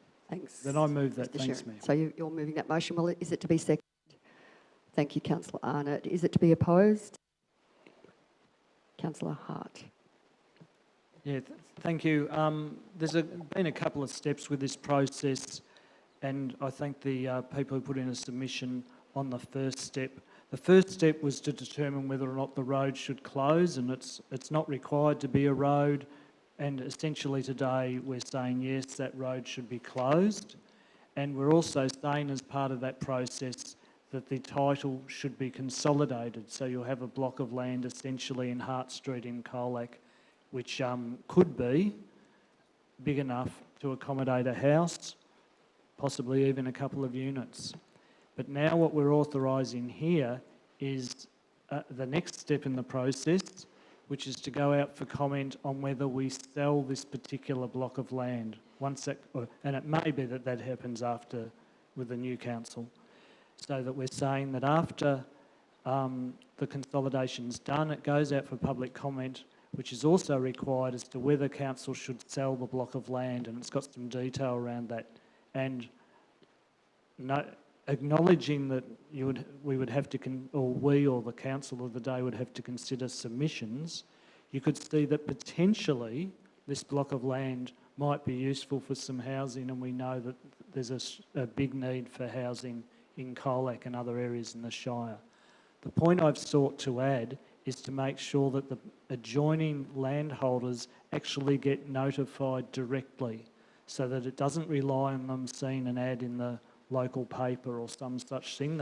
I would hope that they actually get a letter sent out to them and say, well, this is what's proposed.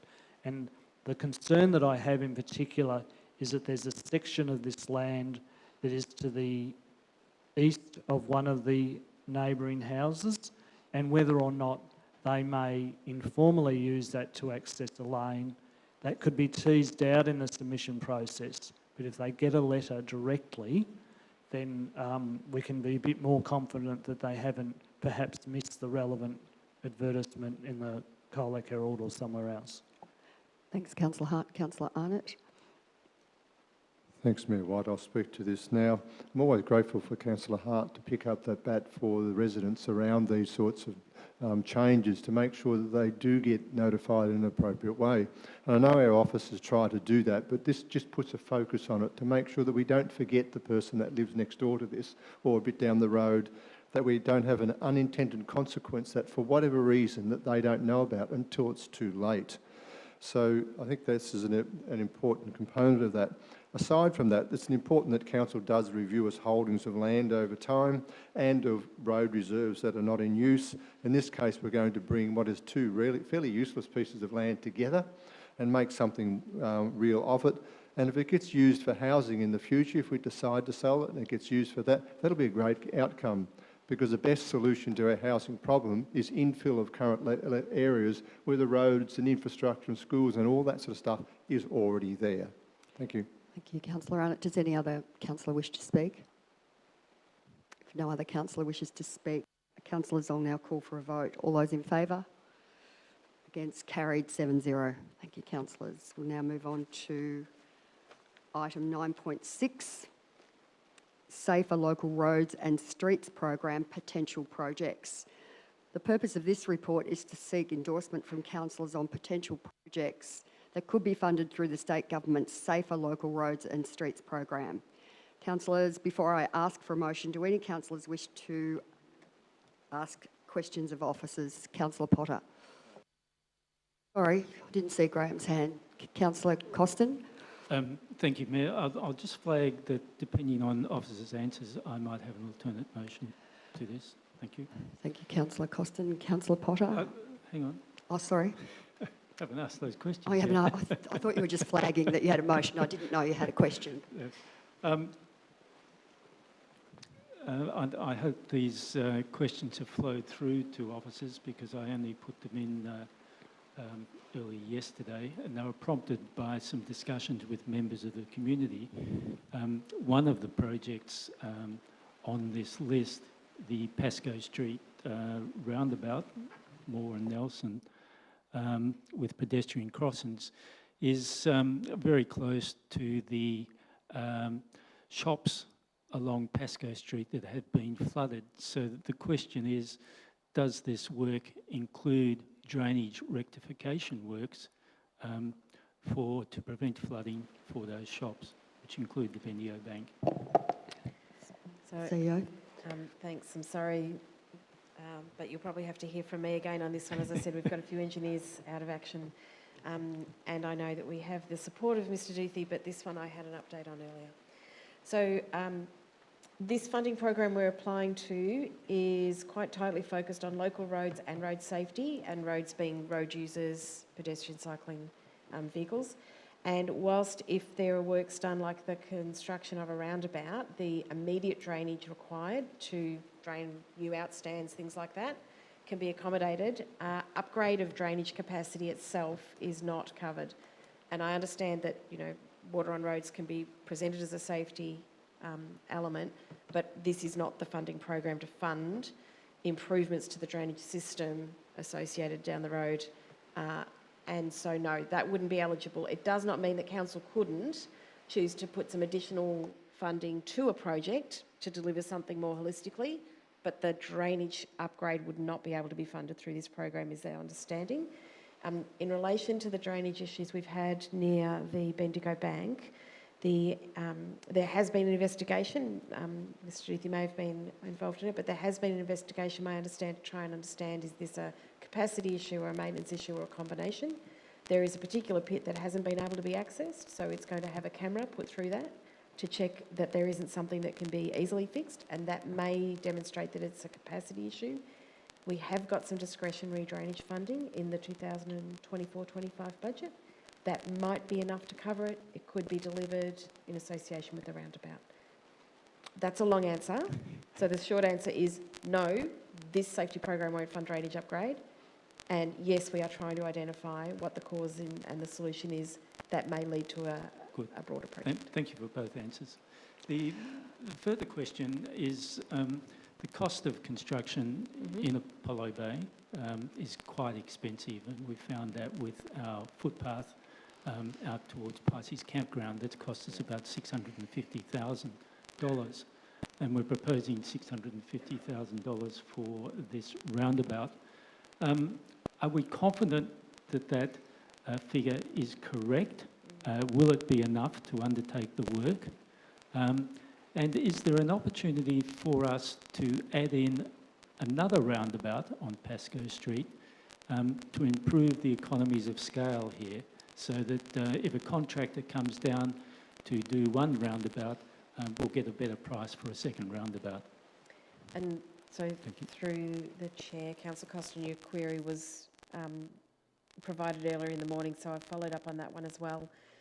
In terms of confidence of the estimated cost, the engineers have had a look, and the hard infrastructure, they're very confident can be delivered for $650,000, and they've made an allowance of 20% contingency in that because we don't have detailed designs.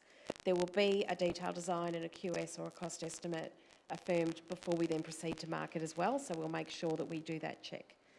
There has not been a material inclusion at all for soft landscaping. We think that there's an opportunity, given council has expanded in its own street tree planting program, maybe some of the street tree plantings and stuff that we've got in our own budget could be brought in to complement the soft landscaping. So there's a high confidence about the estimate for the roundabout, but it doesn't bring all the green stuff. But we have an opportunity, we think, to bring some green stuff in council's own budget. Okay. In terms of bringing the second roundabout into the consideration, it was discussed at a preliminary meeting with the Department of Transport and Planning. Their reflection was that there was more argument for this roundabout to be done first because there are some reported safety issues and concerns at this roundabout specifically. The budget would be similar to do the second one. The efficiencies you're looking for would probably only be in the overheads and establishment part of the contracts, because the materials and the work, etc., and even the contingency, you won't really get a great benefit in economy of scale. So you might deliver, instead of 2 for 1.3 million, you might deliver 2 for 1.2 or 1.5 million, but you won't get the bargain basement of an extra roundabout for 200,000 or something that you might hope for. So the efficiencies are really quite minor. So bringing in the second roundabout is going to have a big impact on what else can be achieved. We could go back and explore the other roundabout as a priority instead, and have time to do some more investigation around the safety elements of that if council wanted to endorse it as an either or. So the saving, I think you said, would be about, was that $100,000 or so? I'm just throwing a spitball out there. The establishment costs, so you don't have the same, overheads if it's the one contract, but it might be 50,000, it might be nothing, but it's not going to be hundreds of thousands. You won't get 2 for the price of 1. No matter how much we wish. Thank you, CEO. Hang on. Follow-up question, then we need to move on to another councillor for questions. Pondering my next step. Do you want to ponder while we go to another councillor? Councillor Potter. Thanks, Mayor. I understand this is a new funding program announced by the state. Is there any indication that this will be ongoing over the next few years, or a one-off? Thanks, Councillor Potter. So this is funding through TAC, so it's federal, delivered and overseen by the state, Department of Transport and Planning. So it's a 3-level of government partnership to deliver this. It's a non-competitive program which we can apply and access up to $2 million worth of work, and there is no indication that I'm aware of that it'll be a further program. Thank you. Councillor Finnegan. Thank you very much, Mayor. I have a question relating to other potential projects that we may consider. Would council be able to potentially consider, under this funding stream, installing a pedestrian crossing on the main street in Birregurra or Main Street, Biak? Thanks, Councillor Finnegan. So this program is specifically for roads that fall under the local road authority, council's local road network, and both of those are state roads, so they wouldn't qualify. Thank you for clarifying. Thank you. Councillor Arnott. Thank you, Mayor White. I would be foreshadowing that I'm going to move a motion which is consistent with the recommendation from the officers. Thank you. Councillor Costin, you've been pondering a further question? I have. Thank you for that time. 2 questions, really. Is there an upper limit to the amount we can apply for through this fund? And 2, if we include the additional roundabout in Pascoe Street, is there any downside to doing that? Are there any disadvantages, or will be disadvantaged in any way by proposing a second roundabout? So through the chair, the upper limit for the total collection of projects put forward is $2 million. It's capped at $2 million for our council. And what are we at now with these projects? The total of these ones presented is about 2.3 or 2.4. Can we scroll down to just a little bit on the recommendation, please?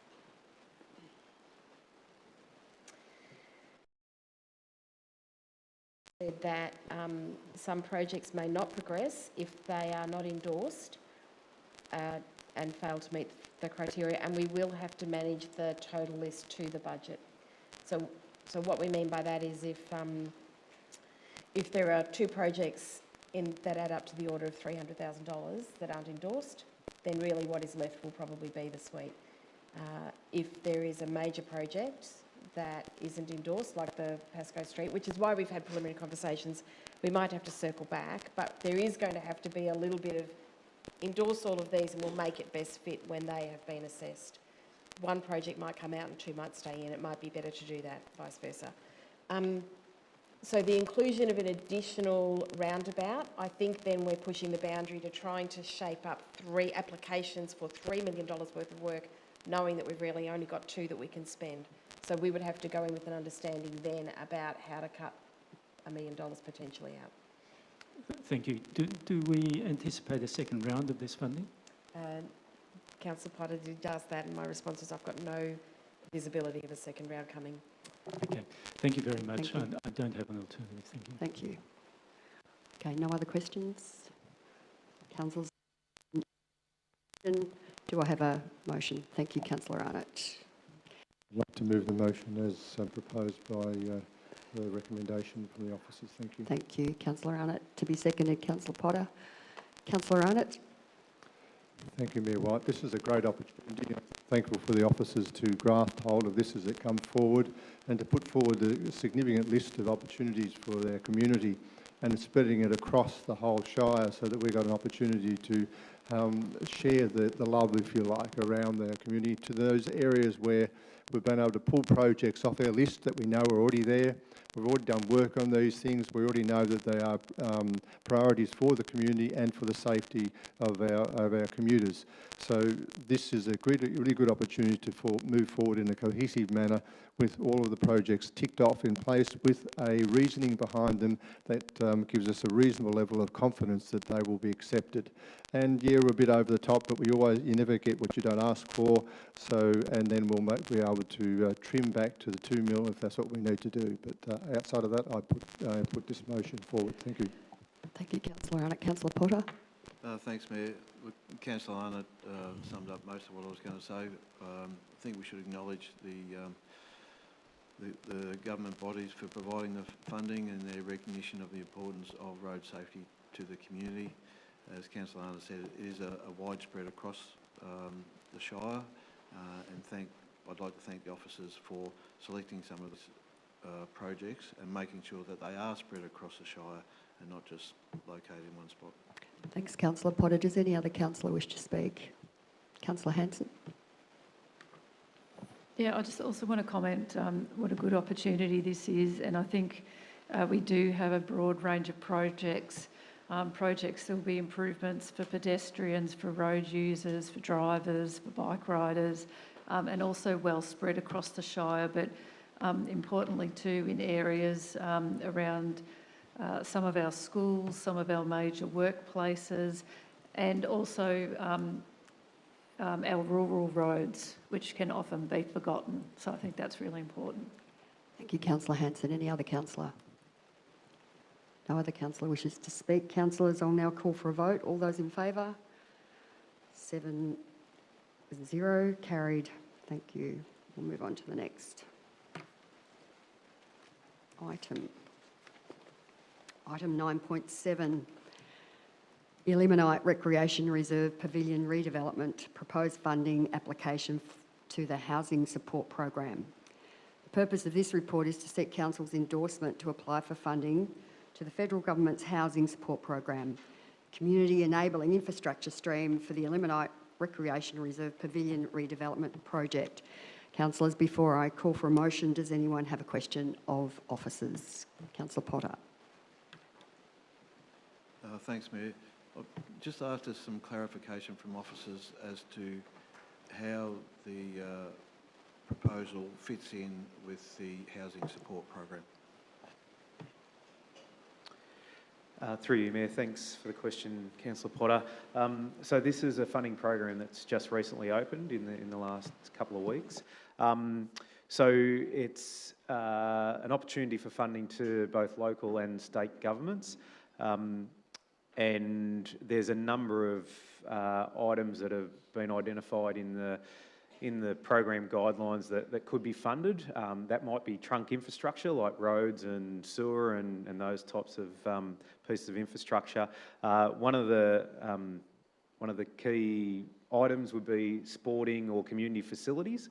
And so this project is located in the middle of two areas of Colac or limonite that have recently been rezoned to general residential. So opportunity to bring on around about 1,000 housing lots through those two parcels of land. And I guess from an officer point of view, we see this project as providing really important livability infrastructure to encourage housing in a limonite. Thank you, Mr Sheeran. Any Councillor Costin? Thank you, Mayor. I'm wondering, we have a list of priority projects, those that we're advocating for. Are there any other projects on that list that might be suitable for this funding? So the Apollo Bay Childcare Centre, for example? Mr Sheeran? Yeah, through you, Mayor. We did look through our priority projects plus other projects that are in our pipeline. We felt this one was most appropriate considering Colac's a designated growth area, whereas Apollo Bay isn't. Sporting infrastructure was clearly identified in the guidelines. Childcare centres weren't, but that's not to say that they wouldn't be funded.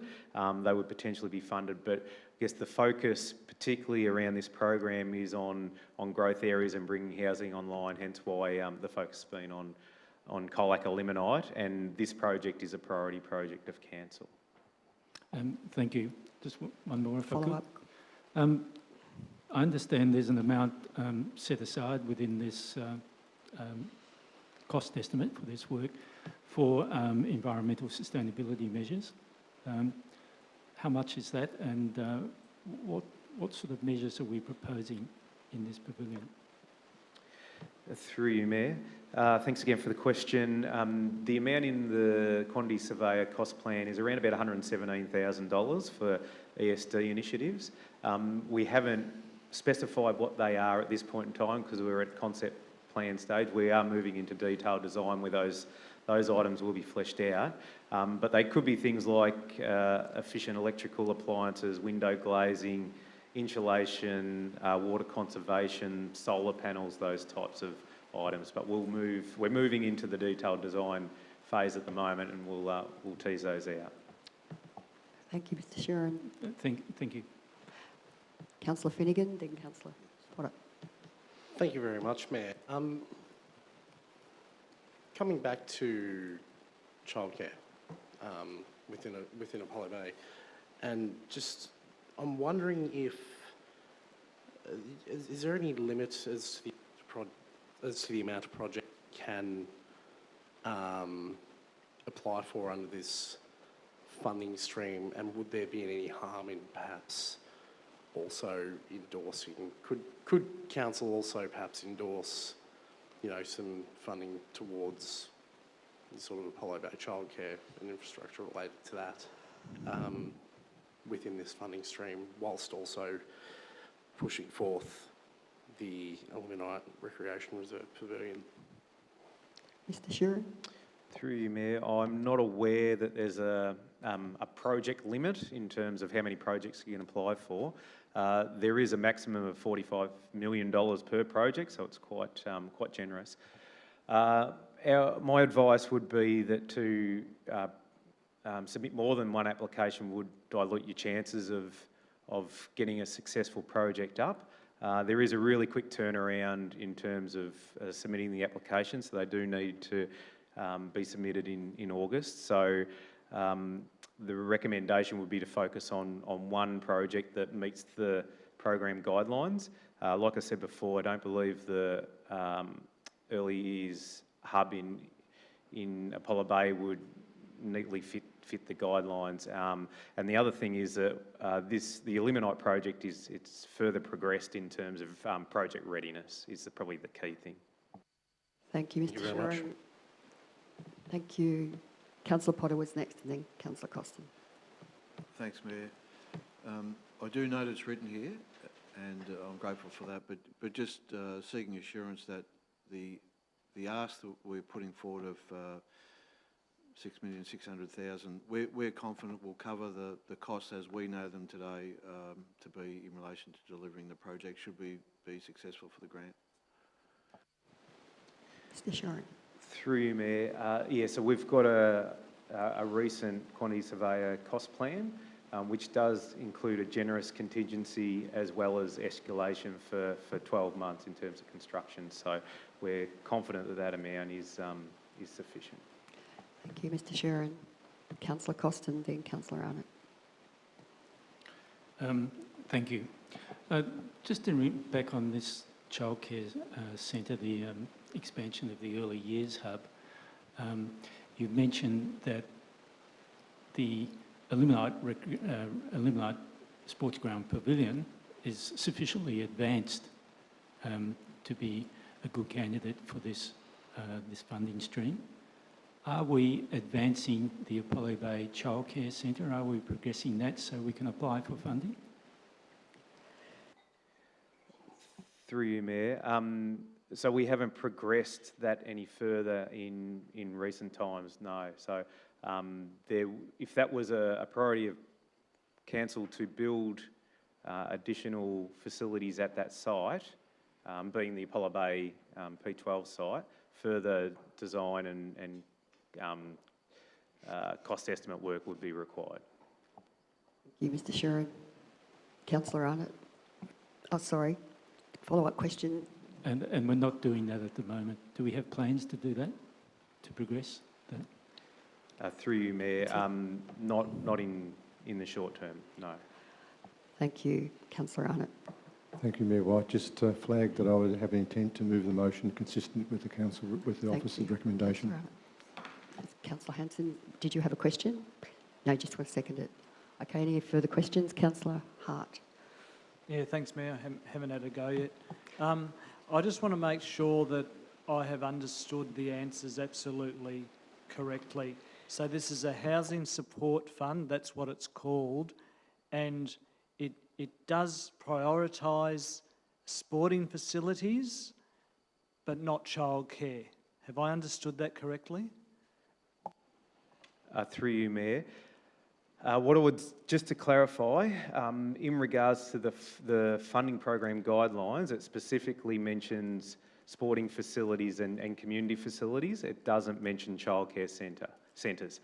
I'm not saying that childcare centres wouldn't be eligible for funding, but in the guidelines it's quite clear that it states sporting facilities and community facilities such as libraries. Thank you, Mr. Sharon. Any other questions? If we have no other questions, councillors, I'll call for a motion. Councillor Arnott. I would like to move a motion that we accept consistent with the officer's recommendation, please. Thank you, Councillor Arnott. To be seconded, Councillor Hanson. Is it to be opposed? Councillor Arnott. Thank you, Mayor White. Yeah, look, it's with pleasure that I move this motion. I think this is an extraordinary opportunity that we need to grasp with both hands and both feet and jump in. This is a housing expansion fund. That's great. It's focusing on communities that are designated growth areas, which Colac ticks that box. It also ticks the box of facilitating people within for that growth capacity, i.e. sporting facility. It ticks the box for us because the Limonite Reserve is probably one of those reserves is well and truly beyond the use-by date, and if it's not our worst facility, it certainly probably isn't, but it's certainly close to it. And we've talked so long about the lack of money that's likely to be out there for sporting facilities, and we've got these plans, and this is one of our newest plans that we've got available, and we're talking about how we're going to get this money. to build these facilities. Well, this is a chance I think we've got to jump at, and this really ticks the boxes, and I hope that they see it and say, yeah, great on you, good on you, Colac Otway, go for it. So it's in that sort of light that I would like to put this forward as a really good opportunity for the community. Thank you. Thank you, Councillor Arnott. Councillor Hanson, your reserve. Any other councillors? Councillor Finnegan, then Councillor Potter.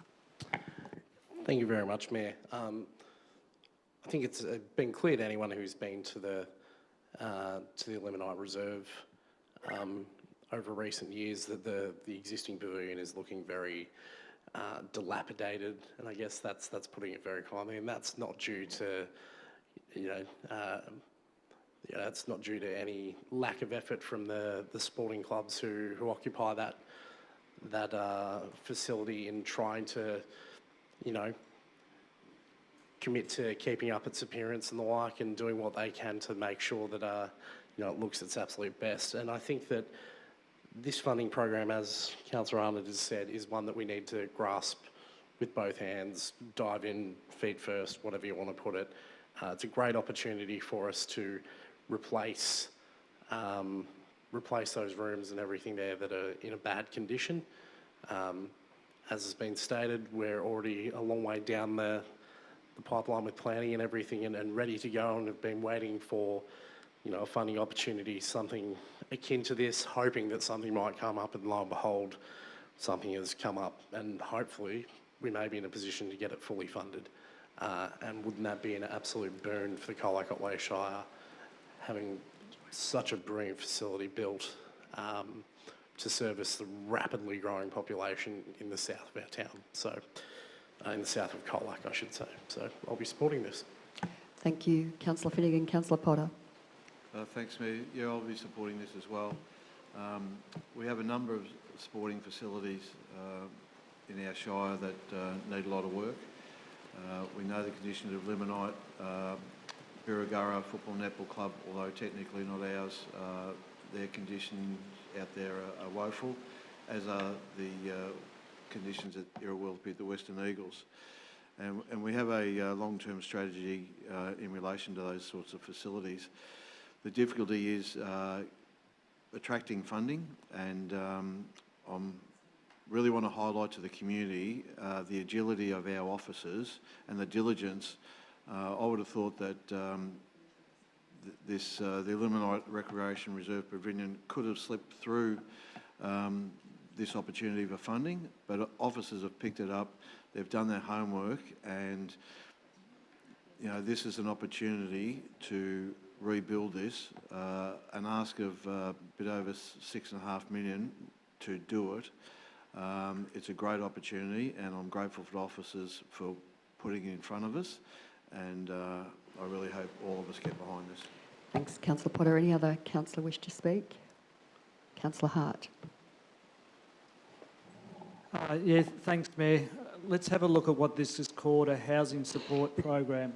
We've declared a housing crisis in Colac Otway Shire municipality, and well done to Councillor Costin. I think it was Councillor Costin who brought that to council. I think the description of this fund and how it's used is probably why we have so many people homeless in this country. We have people in our own municipality boundaries, living in tents, living in cars, camping at Meredith Park, and some other members being critical because they spend their time camping at Meredith Park, but that's all they have because of the lack of housing. We have lack of key worker housing in Apollo Bay in particular.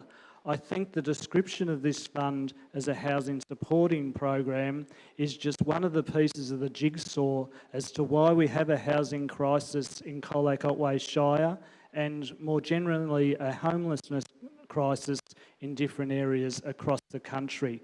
To think that $6 million is going to be spent potentially on a sporting pavilion, so the message to the people with the taxpayer dollar is that your children can attend the best sporting facility, and then if they're unfortunately in a family of homelessness, that they go back to their home after attending that facility, to the car, to the tent.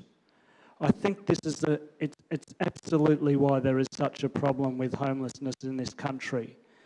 That said, I'm mindful, the other thing I have to consider is that we've got this program, this poorly designed program that could allow $6 million to be spent in Colac Otway Shire. Somewhat ironically, when you have all this funding for these sporting facilities, you're competing with and paying with tradesmen to work who would otherwise potentially be working in housing.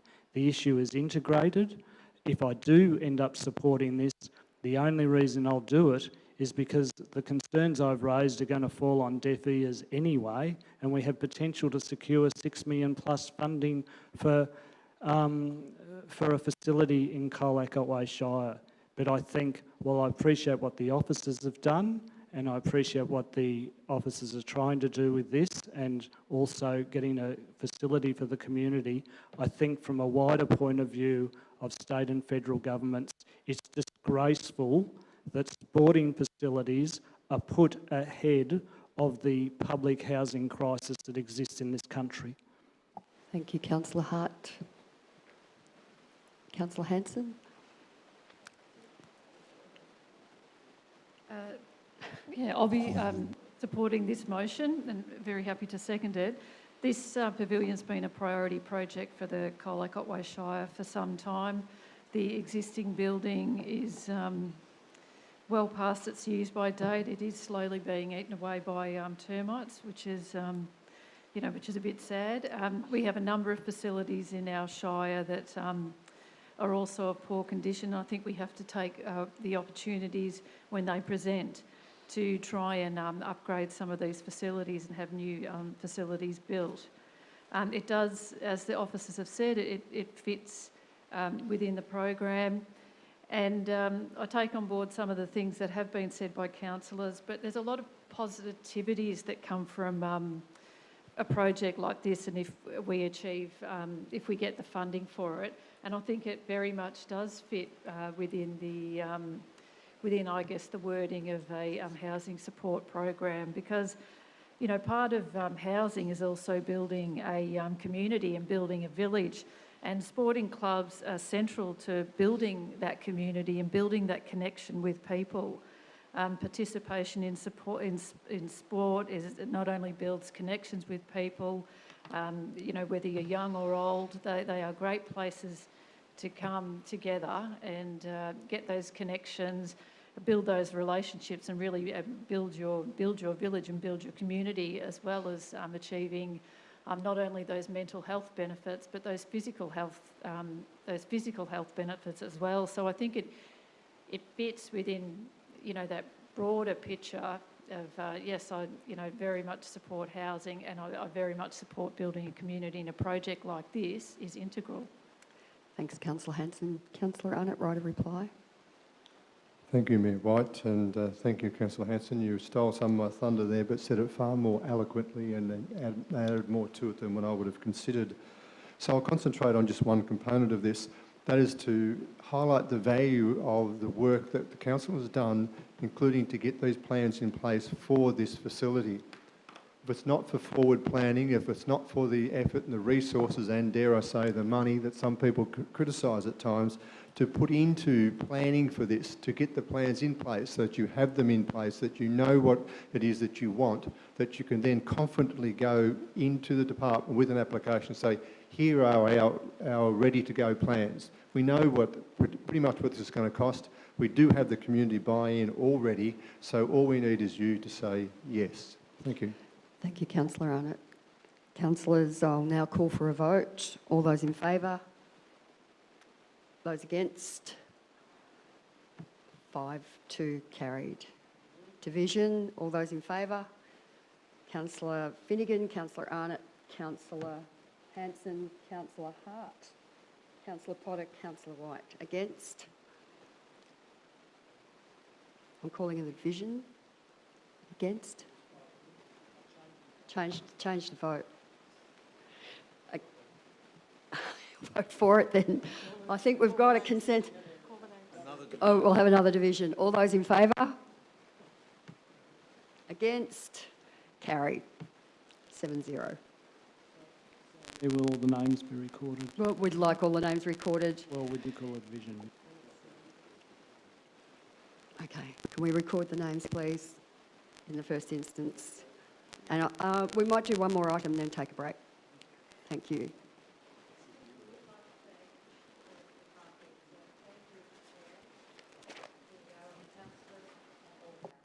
Thank you for attending. Beautiful. Thank you for coming. Just thought we might do the Donaldson Street. Safe travels. And then take a break.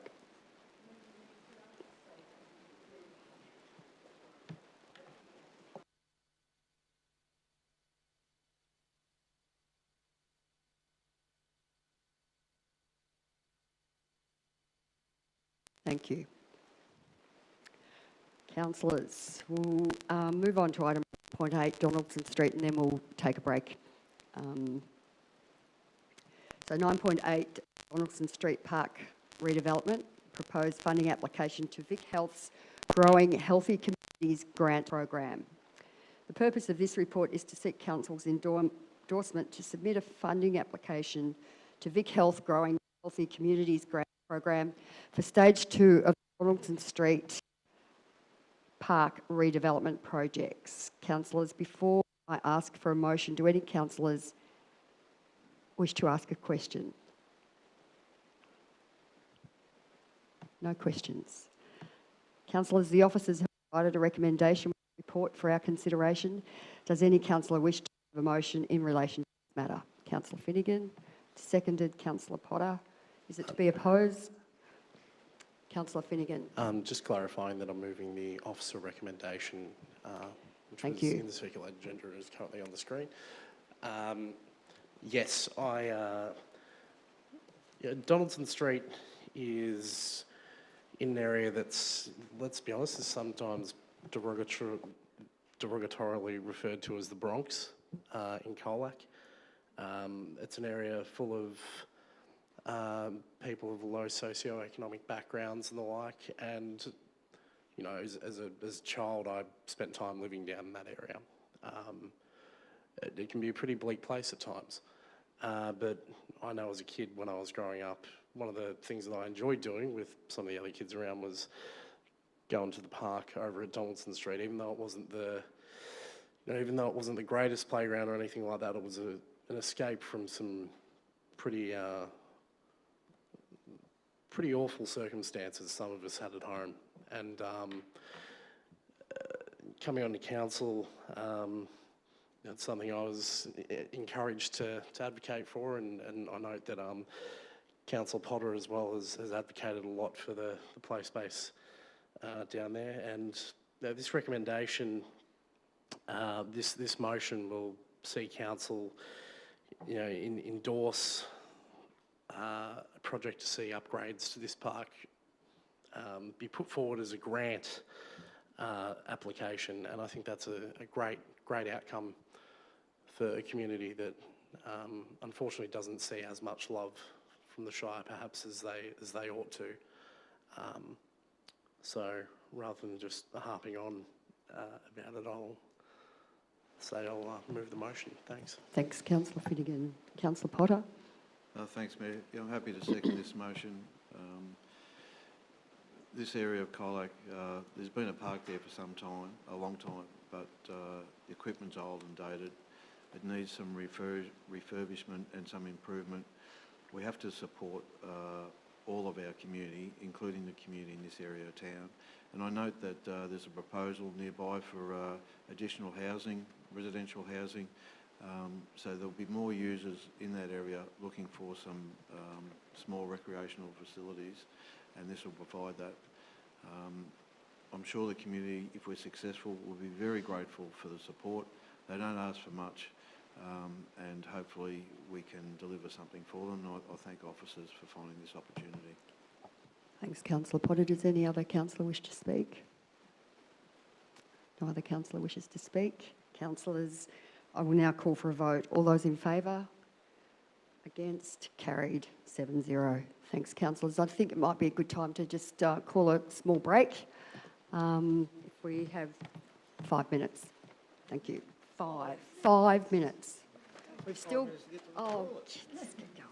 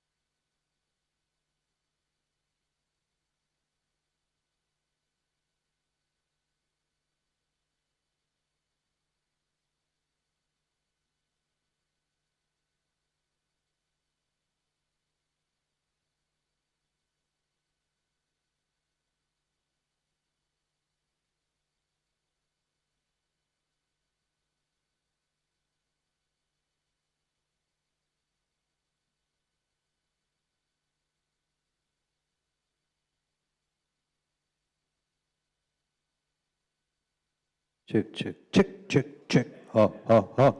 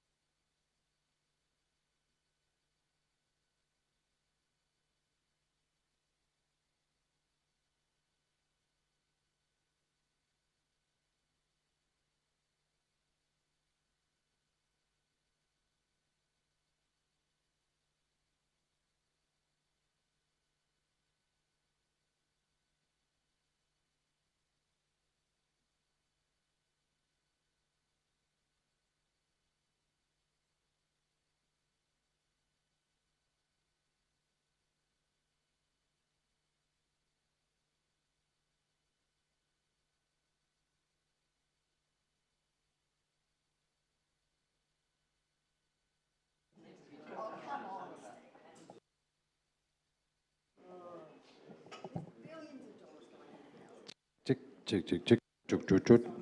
Pop, pop, pop.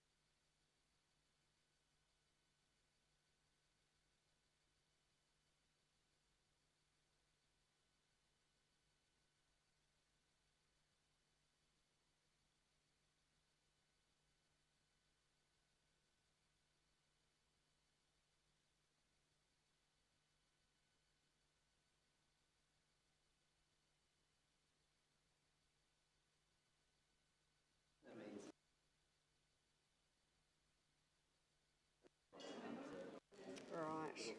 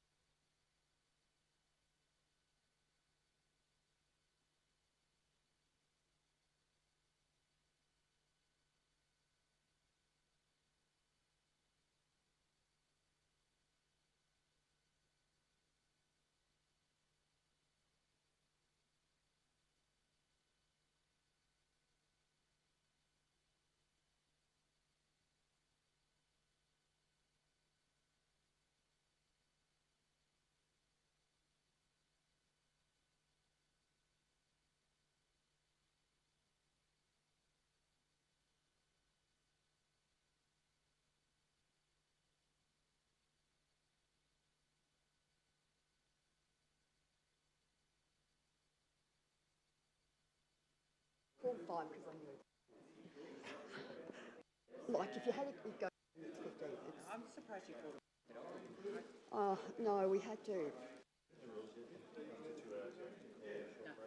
It's 4. But, you know, I could see, no, I could see the restlessness, and you just need it. I know, but it's worth it, let me tell you. Okay, everybody, that's at least 5 minutes. It's the 5-10 minute rule. Can we get back to business, please? Is my microphone working properly? Okay, let's do it. Councillor Costin.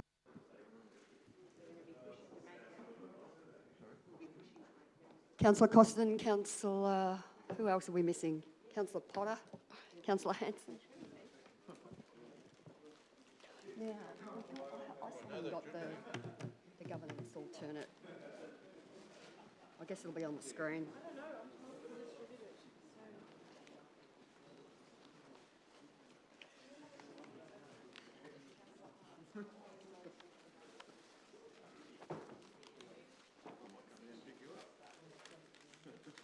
Unless someone's sitting on a pole.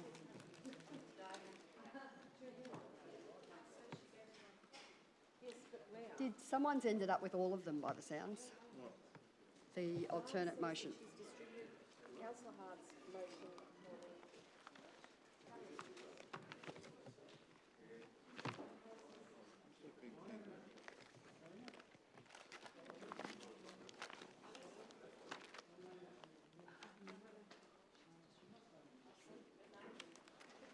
Look, it's okay. If we've got it on the screen, that's fine. Yep. It's just...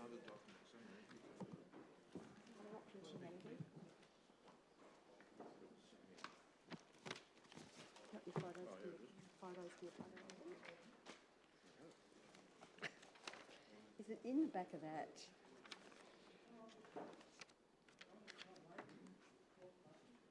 Is it in the back of this one? Yeah, it was a separate, I thought it was. Yeah, yep. Okay, let's get started, councillors. We're up to item 9.9. And the purpose of this report is to brief council on the proposed revisions to the draft governance rules following the public exhibition period and present a council with the final document for adoption. Councillors, before I ask for a motion, do any councillors have questions of officers? We're missing Councillor Finnegan. Is Councillor Finnegan anywhere? Did he walk down again? Okay, we'll go into questions while we're waiting for Councillor Finnegan. Anyone have questions of officers regarding governance rules, item 9.9? Councillor Hart, then Councillor Potter. Sorry, there was a bit of a hesitation there. I'm just flagging that I have an alternative when you're ready, but I guess we should, I'm not sure. Oh, welcome back, Councillor Finnegan. Councillor Finnegan. So you're flagging an alternative. Thank you, Councillor Hart. Any questions? Councillor Potter. Thank you. I'm just wondering, Kendra, if we can get a understanding as to how the proposed question time works and the mechanism about asking people to just provide their topic, how that might work. Sure. So consistent with the current rules, there'll be two components to public questions, both the written questions and questions from the gallery. The new provision requires that when individuals register for asking questions from the gallery, that they provide to governance the topic of their question. So that then allows, of course, the officers to as far as is possible in the time frame, to have at their fingertips the material that will assist them in answering questions and at least to have a better chance of being more fully prepared to be able to answer that question in full. So the mechanism is a simple registration process. So governance staff would be taking down the details of that and providing those to the Mayor in advance of the meeting. Just in advance of the meeting, not well in advance. Follow-up question, Councillor Potter. Yeah, thank you. And I was just wondering about that, whether we need, if it is adopted as proposed, whether we need to encourage people to get to the meeting earlier to provide that opportunity to lodge their topic so that it can then be passed on to officers, or do you think as they roll up now, we'll try and make that work? I think it's probably workable with the current arrangements. We could certainly look at what communications we could put on the website associated with council agendas to encourage people, but also to forewarn them that we do have a registration process. We could certainly encourage it. I don't think it's going to be a significantly onerous task in order to document on a single line the broad topic of a particular question. And we'll make that work. Yeah. Councillor Potter. Thank you. I've remembered it, thanks. And this proposal, it's not uncommon amongst other councils Not at all. to do this? Not at all. I think, and I might have pointed this out in the report, that in terms of sort of model rules that are utilised in the sector, of the two examples that the Inspectorate refer to on the Inspectorate website, they both have actually far more restrictive requirements. And in fact, many councils only take written questions. They do allow individuals, in many cases, to speak to those questions, but they do require the full extent of that question to be disclosed prior to the meeting. So I'd suggest what we're doing is a very moderate intervention in terms of attempting to assist council officers better prepare for providing fuller responses. And there are very few councils that have no requirements at all. And I haven't done a complete benchmarking across the entire sector, but I'm aware of only a couple of councils that have a completely registration-free process, we'll put it that way. Thank you. And sorry to labour the point, thanks, Mayor.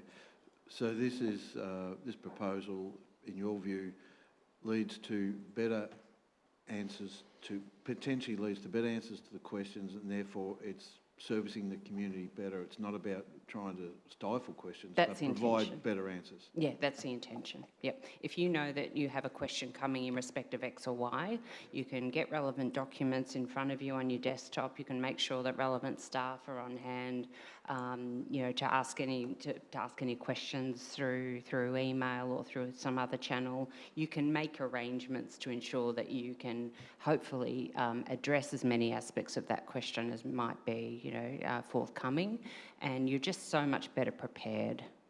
Getting questions very cold can lead to a bit of a scramble by officers in terms of having the budget in front of them. Those things are not instantly at our fingertips, and it certainly just makes it a much smoother process and much more satisfactory, I think, for everyone concerned.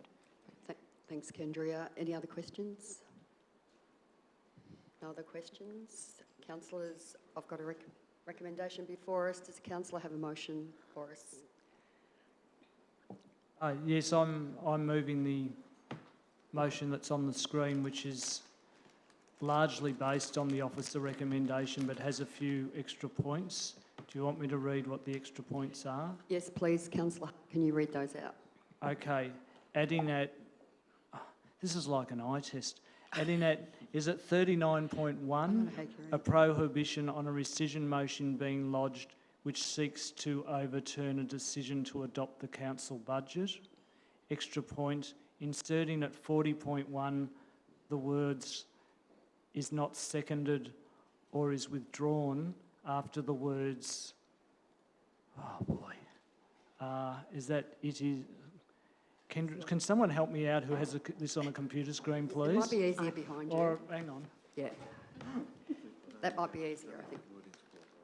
inserting at 40.1 the words is not seconded or is withdrawn after the words is lost or fails to be moved. That relates to rescission motions. Introducing a new provision relating to petitions that provides an opportunity for the head petitioner to briefly address council during public question time at a meeting for which a petition is scheduled to be heard. So, is that clear That's clear. enough? Thanks. I think that's clear. Has anyone got questions of Councillor Hart on those additions? No?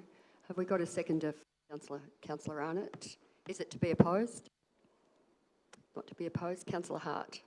It is to be opposed. Councillor Finnegan. Councillor Hart. Yeah, thanks, Mayor.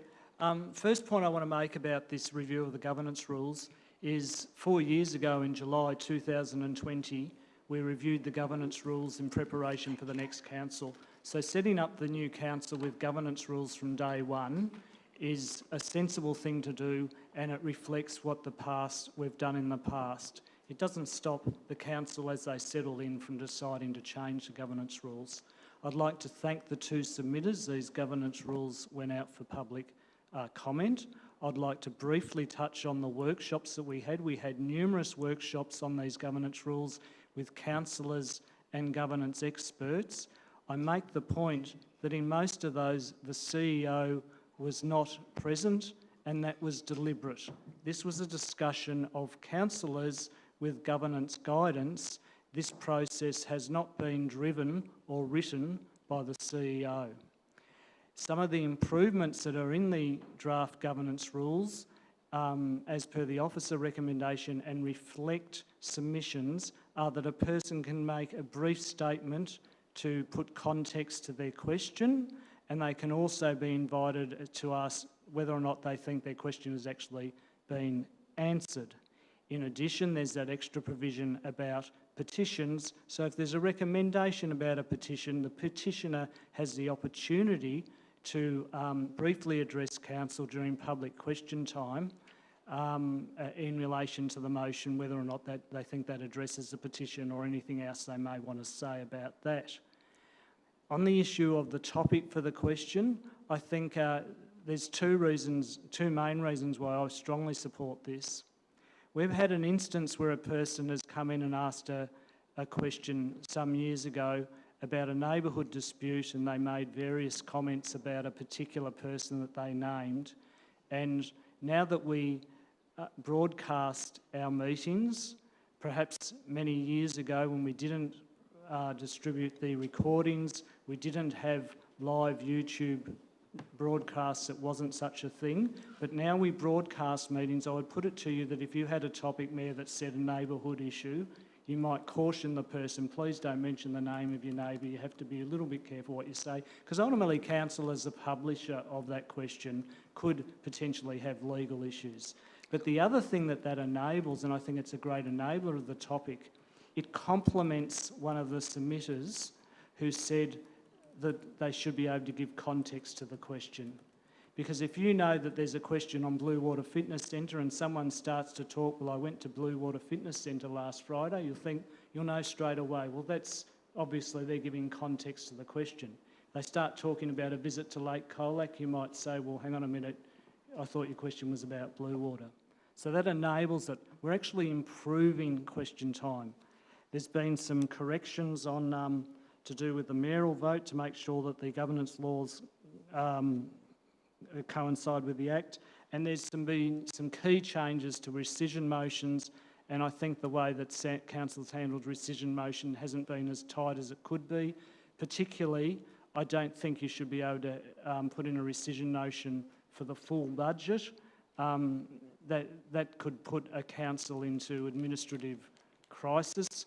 That clause does not stop someone from bringing a motion which seeks to redirect funds to a particular area. But if you have a rescission motion for a budget, you imagine last meeting we adopted the budget just a few days before the 1st of July, the rescission motion stops you from issuing rates notices. It's just removed all authorisation for expenditure. We shouldn't have a loophole in the laws that potentially allows that to occur, as I say, it doesn't stop someone to bring a motion that redirects a particular item of expenditure later on. The other thing with the rescission motions, I think we've had a loophole where you can put a rescission motion in, you can withdraw it, immediately put it back in, withdraw it, and so you have this system where potentially under the current rules you could, and I'm not suggesting that anyone has done this, fortunately, but you could potentially have a system where you're indefinitely having something with the management with their hands tied. When it comes to the council meeting with a rescission motion, I withdraw the rescission motion, then at the end of the meeting I say to the CEO, I'm putting that rescission motion back on for next month. That could go on indefinitely under the current rules. These rules fix that issue. Thank you, Councillor Hart. Councillor Arnott? I reserve, Councillor. You reserve. Councillor Finnegan, you opposed? Thank you, Mayor. Yes, I have opposed.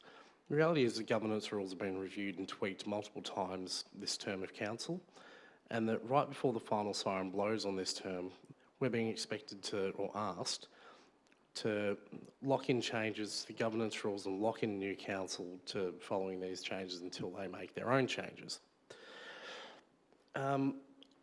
Voting against this motion on the basis, mostly on the basis that there is a requirement for those asking questions without notice at a meeting to now provide a topic or a subject. The public should have the right to question council on issues without forewarning. Some people have suggested that members of the public could say something defamatory in their question without notice, but if the mayor or chair is paying attention, they have the ability to cut the microphone and rule a question out of order.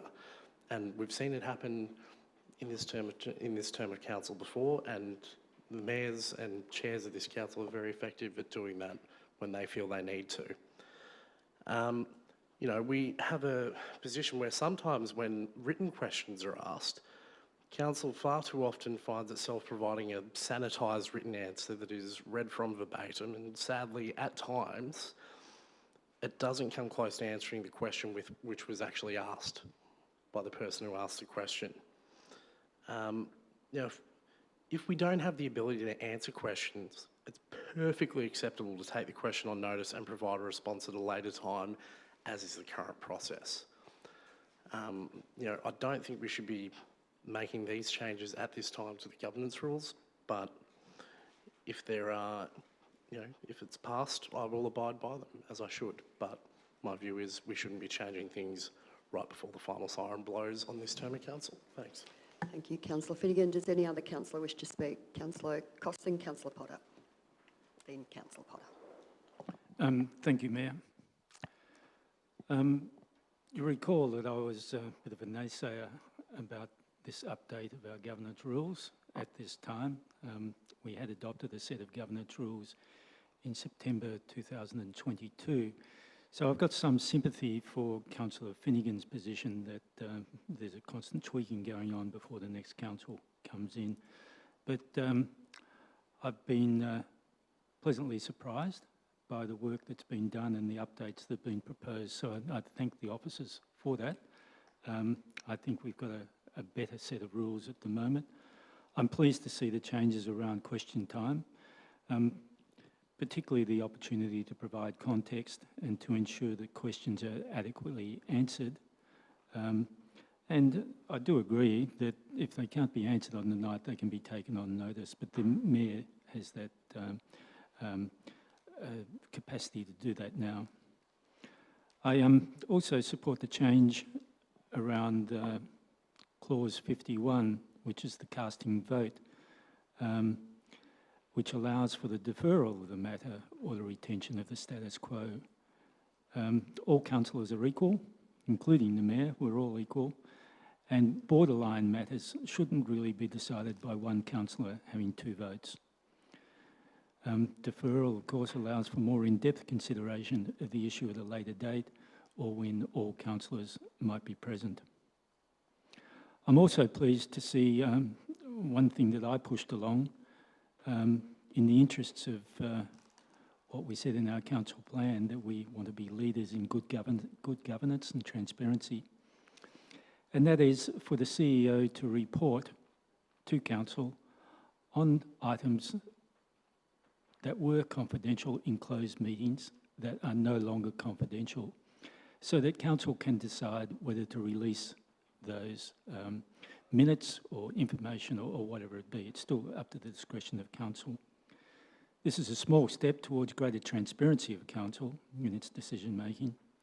And although it's only a small step, it may prevent the misuse of closed meetings to move otherwise non-confidential matters without the need to publicly disclose their vote, which I think is important. I think it's important that the community knows who's voting for what. So I applaud this step forward towards better governance and better transparency. Thank you. Thanks to the officers for working on this. You've turned my mind around. Thanks, Councillor Costin. You're right on your 3 minutes. Councillor Potter. Thanks, Mayor. And I'm glad Councillor Costin is a convert because we did adopt governance rules, as Councillor Costin rightly pointed out, back in September 22.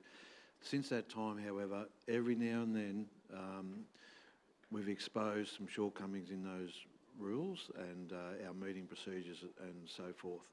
So I think I shared everyone's concerns, do we have to? But yeah, we did have to, because we knew we did, because we exposed some of these issues with them. And I think we've done a really good job with it. I'm grateful for the way that we've been assisted to get where we are.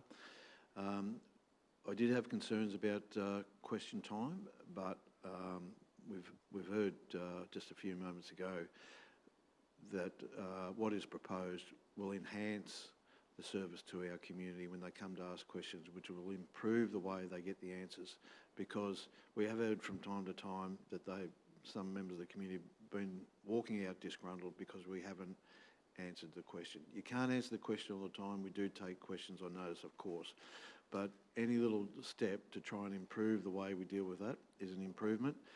Councillor Costin highlighted what I wanted to highlight as well, so I won't go over that again, and I hope we get behind these new rules.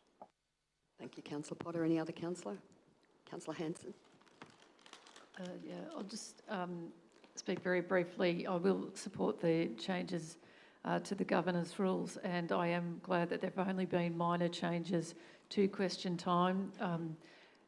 That question time at the Colac Otway Shire has worked very well for this community for a very long time, and although a lot of councils might only accept written questions, you've actually got to do what's right for your community, and our question time has actually worked very well for this community for a very long time, and I think helped people engage with council. And the vast majority of the time people are polite.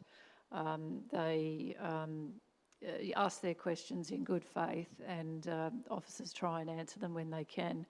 I think a minor change by asking people for a topic when they walk in the door, I think, probably has the opportunity to help, to enhance question time, to try and get an answer on the day. So I look forward to see how that works. Thank you. Thank you, Councillor Hanson. Councillor Arnott, you're reserved. Thank you, Mayor White. And I think it's important to note that this review was needed. It had to happen. We've had many briefings, as mentioned before, the lead up to this point, where we've all had an opportunity to feed into it. What we've received is along the way is recommendations from our advice for this governance changes. They were always based on good knowledge and experience by the people that brought those to us, but in almost every occasion we did a nuance to those to make sure they fitted to the Colac Otway Shire. And that's where the benefit of having councillors who have been on council for a long period of time, likes of Councillor Hart and Councillor Costin and Councillor Hanson, who have been there for longer than I have. I can tell you, with only just a couple of years under my belt, that it was hard for me to engage in a real meaningful way for this, and I would think it would be quite neglect of us to impose such an imposition on a new council that just in, to leave them with a set of rules that we knew were out of date, that we knew had deficiencies, that would be quite negligent of us. And that was not something that I was prepared to go forward with. So I was happy to receive the insight of the other councillors and to help build the end result that we've got, which I think turns out to be quite good. It's different to other councils. It's got many other, the themes that other councils have in place because it needs to agree with the state legislation. And it's important to point out that some of the clauses in the past weren't actually consistent with that. Some of them were contradictory. All those things have been fixed. We have a circumstance where a community can still communicate with the council directly to us and in an appropriate manner. So I think that what we've done is actually reinforce that, and the questions that Councillor Potter put forward demonstrated that for our community. So it's in that context that I'm very, very happy to second this motion and support it. Thank you, Councillor Arnott. Councillor Hart, right of reply. Yeah, I particularly want to talk about that issue of, well, we're coming to the end of our term. As I said, in July 2020, we set up the new council by having the governance rules updated in 2020 in terms of the next new council. It's entirely appropriate that we are doing this for the new council after the next election in October 2024. Once you get on a council, you're spending a lot of time and inductions and catching up to where things are, and I don't think it's appropriate to leave rules that we know had some deficiencies. The outcome of this is actually improving question time, a couple of extra flexibilities on question time. And the final thing I'll just have to say, if this gets through, I'm going to have to come up with a new summary because somehow I managed to get the other governance rules onto one sheet of paper. So I'm going to have something to do before the next council meeting. A little project, Councillor Hart. Okay, councillors, I'll now call for a vote. All those in favour? Against? 6-1. Division. All those in favour? Councillor Costin, Councillor Arnott, Councillor Hanson, Councillor Hart, Councillor Potter, Councillor White. Against? Councillor Finnegan. Thank you, councillors. We'll move on to item 9.10, and that's the adoption of the revised procurement policy. The purpose of this report is to consider the adoption of the Council's revised procurement policy. Councillors, before I ask for a motion, are there any questions of officers? No questions of officers? Oh, yes, Councillor Hart. Last. I just wonder if we could get some explanation, please, of an issue I've raised from time to time, which is when a tenderer might put in something that satisfies the broad objectives of a tender, but it might not have, it might have been reviewed strictly that it didn't satisfy how the tender was put out. So is there a little bit more flexibility in the new rules compared to how that has been handled in the past, and how might that work? Thank you, Councillor Hart. CEO, would you like to have a go at that? I think it's been asked before. Thank you, Councillor Hart. Yes, we're aware we've had this very valuable conversation previously, and I think what you're looking for is a reassurance that alternative tenders can be provided. That might be an alternative methodology or material or something. They can be submitted by tenderers. There's still a process where you need a compliant tender to ensure that you can compare apples and apples, but there is nothing that stops a tenderer being able to put forward also an alternative for consideration. That is part of our standard conditions of tendering. Thank you, CEO. Any other questions? Councillor Finnegan. Thank you, Mayor. I was hoping someone could explain and just tease out the new tender exceeding budget section and how that plays out.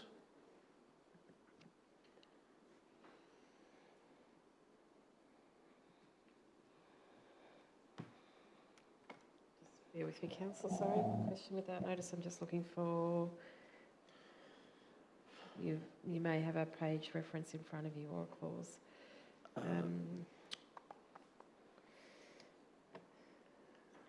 Sorry, I've just got it out of the summary. I couldn't quote an exact hang on. number. I do apologise.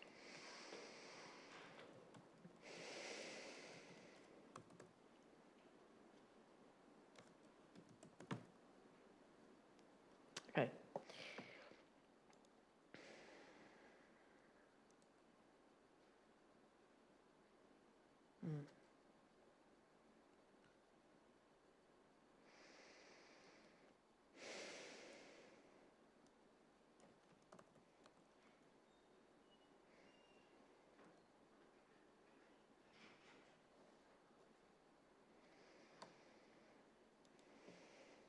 No, I'll have to go through the policy to find it.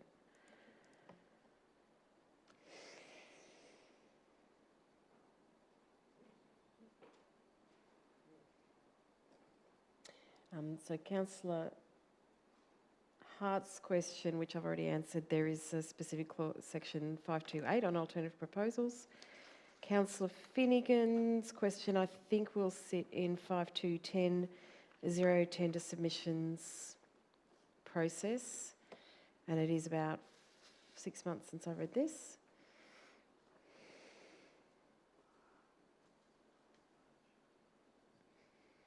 It's not in there. I see the reference in the officer's report. I don't know what the reference in the officer's report actually relates to, because it's not a matter covered in the policy, to my understanding. It will be relevant in project budgets, so contracts for project delivery, and we have project management practices around that, which will require us to come to council and seek that budget adjustment or a different way to proceed, and we do that every month through the standing report for project transfer table adjustments, project budget adjustments. The way we deal with it in operating budgets is that we report variances that are favourable and unfavourable to your operating budget. So they're dealt with quite differently. I don't think there's anything in the policy that relates to it, noting the officer's report makes reference, and I don't know why. Thank you. Any No, other? thank you. Thank you. Councillor Costin. Thank you, Mayor. A question in relation to local content. How do we support local suppliers through this policy?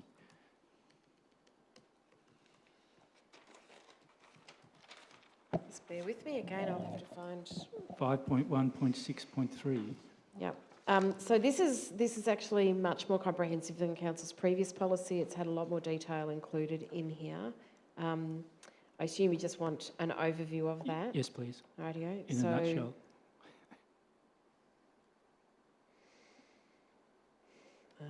I think that's actually somewhere else, Councillor. Hang on.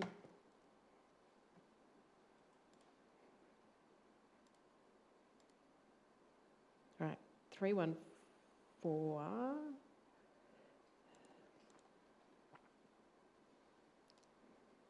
Okay. There's section 314, I think provides a good overview about the things that are looked at when there's an assessment against the local content criteria. We look at three things principally, which are the principal place of business, the percentage of goods, services or works that are able to be sourced from within the Shire, and the employment of trainees and apprentices from within the Shire. So we're looking at, the building of capacity in the local area through local content, which might not be just where is the business based, but how are they growing a local workforce capacity through apprentices, etc., and what is that indirect flow through to the broader local economy through subcontracting or purchasing of other material. So the section 314 spells some of that out. Thank you. Thank you. Any other questions? Councillor Potter. Thanks, Mayor. Don't mean to test your memory, CEO, but section 3.13, support for sustainable procurement, where it says percentage of sustainable content in the delivery of goods, services or works, I'm assuming sustainable covers recyclable material and so forth. Is that covered in that definition? Yeah. Thanks. In fact, what we've done is introduce very much that reflection of the waste hierarchy. So it says that by applying environmental principles, we look to, try and choose not to procure a good or service if we can avoid it. So avoiding things, reducing things, reusing things and recycling things. So that would be perhaps some tenderers might be able to put forward how much content of their materials might actually contain amount of non-virgin materials, for example, etc. So we apply that hierarchy that's documented at the bottom of that page. Thank you. Thank you. Any other questions? No other questions. Councillors, the officers have provided a recommendation with the report for our consideration. Does any councillor wish to move a motion in relation to this report? Councillor Arnott, you moved the officer recommendation. Is it to be seconded? Councillor Potter, is it to be opposed? Not to be opposed. Councillor Arnott. Thanks, Mayor White. There's an obvious purpose for this, is to ensure that we have the right process in place to engage contractors for all of the work that we do, whether it be buy a new car or whether to build a road or a new hall or swimming pool or whatever it is, or even supplies for the officers. It does provide support for our local content as much as we can, and that includes more than just the money side of things. So we don't look at what is necessarily the cheapest contract, because we're looking to get our starting point is what is the best outcome for our community, what is the best value, and that's not necessarily the cheapest contract. So that won't push out a local person and actually might give them some opportunity. But we're also saying, well, that's going to not necessarily be the final point. We're looking for, even if we have to get an outside person, that how are they going to engage with the community? How are they going to employ local people? How will they engage with local contractors? So we will still get a lot of local content in a contract by looking for those things out of even an external supplier. So I think that's a really, really tight process, and it's just spelled out in here, which I really applaud the officers for achieving. These process, it can be quite stringent and restrictive. So there's also important exclusions into this, in the back of this, which allows for other operations of council, which is the services to the people. And an obvious example is to say services to aged care at home, where you can't go out and get 3 quotes to get the lawn mowed. What you do is you have a panel of people that you can rely on to get that done at the right price. So there needs to be these exemptions in there so that we can actually, in a practical way, deliver the services that are of a lesser value individually, but in total will actually add up to a lot. So I would like to thank the officers for putting this together, quite a good document and outcome. Thank everyone for actually following this process, and it's demonstrated in that what we had ended up with, we have this funds transfer table that's brought to the council often, and we find that we are budgeting well for items. We are getting quotes coming in that are well within our budget item line in an often case, and we get some of these come in under budget, and we're able to redistribute those funds. So it just helps to reinforce the whole process. Thank you. Thank you, Councillor Arnott. Councillor Potter? Thanks, Mayor. Yeah, happy to support this. Thank officers for their work. It is important to the community that we have a strict and stringent procurement policy, gives them confidence in our processes and what we ultimately deliver for the community and the way we spend our money. It also makes it harder for bad practices, and I've not seen any evidence of that whatsoever. And again, this would just give community confidence in that. It also provides a little bit of flexibility for the day-to-day conduct of what we're doing. So very happy to support this. Thanks, Councillor Potter. Does any other councillor wish to speak? Councillor Hart. Thanks, Mayor. As this policy, as well as covering off on the issue I asked during question time about the alternative proposals, also has an extra clause 5.2.9, which makes it crystal clear that where there is a contract and a third party has a financing role, that both contracts must be approved by council resolution regardless of the value. That's a significant safeguard, and I know I always get into trouble when I start mentioning history, but the two-way radio... The two-way radio issue, which was, I hasten to say, I just, in fairness, have to say was before Anne Howard's term as CEO, when there was a loan with a bank which hadn't been approved by a council resolution, and ultimately led to a cost to council of almost $1 million for radios that never worked. Current CEO, to her credit, was part of fixing that problem, and that also shows we're here today. If we adopt this policy, we've got that extra safeguard. So if ever again someone enters into a contract like that, the two contracts would both have to be presented to council, and there would be transparency and sight of that issue. Thank you, Councillor Hart. Any other councillor wish to speak? No other councillor wishes to speak. Councillors, I'll now call for a vote. All those in favour? Carried 7-0. Thank you.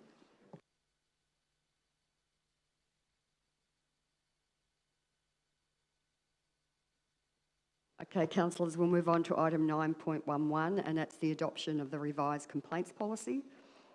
The purpose of this report is to present the revised complaints policy for adoption by council. Councillors, before I ask for a motion, do any councillors have any questions of officers?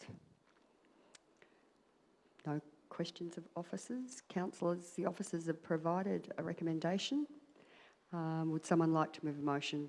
Councillor Finnegan, will it be seconded? Just to clarify, I'd like to move the officer's recommendation. Thank you. To be seconded? Councillor Hart. Is it to be opposed? Councillor Finnegan. Yeah, this is, I'm moving this motion because it comes about and we need to set up a council complaints policy, or update it, I should say. And, you know, without these things, without these sorts of policies, sometimes a request for service, when someone contacts a council and they make a request for service that's probably more fits within the category of making a complaint about something that's going on, it could be classified as a request for service rather than the complaint, and vice versa. So this really sort of delineates differences between what is, you know, a request for service or what is an outright complaint, and the processes we should follow. So I think that's a good thing, and I commend the motion. Thank you, Councillor Finnegan. Councillor, who seconded? Councillor Hart. Thank you. Yeah, thanks, Mayor.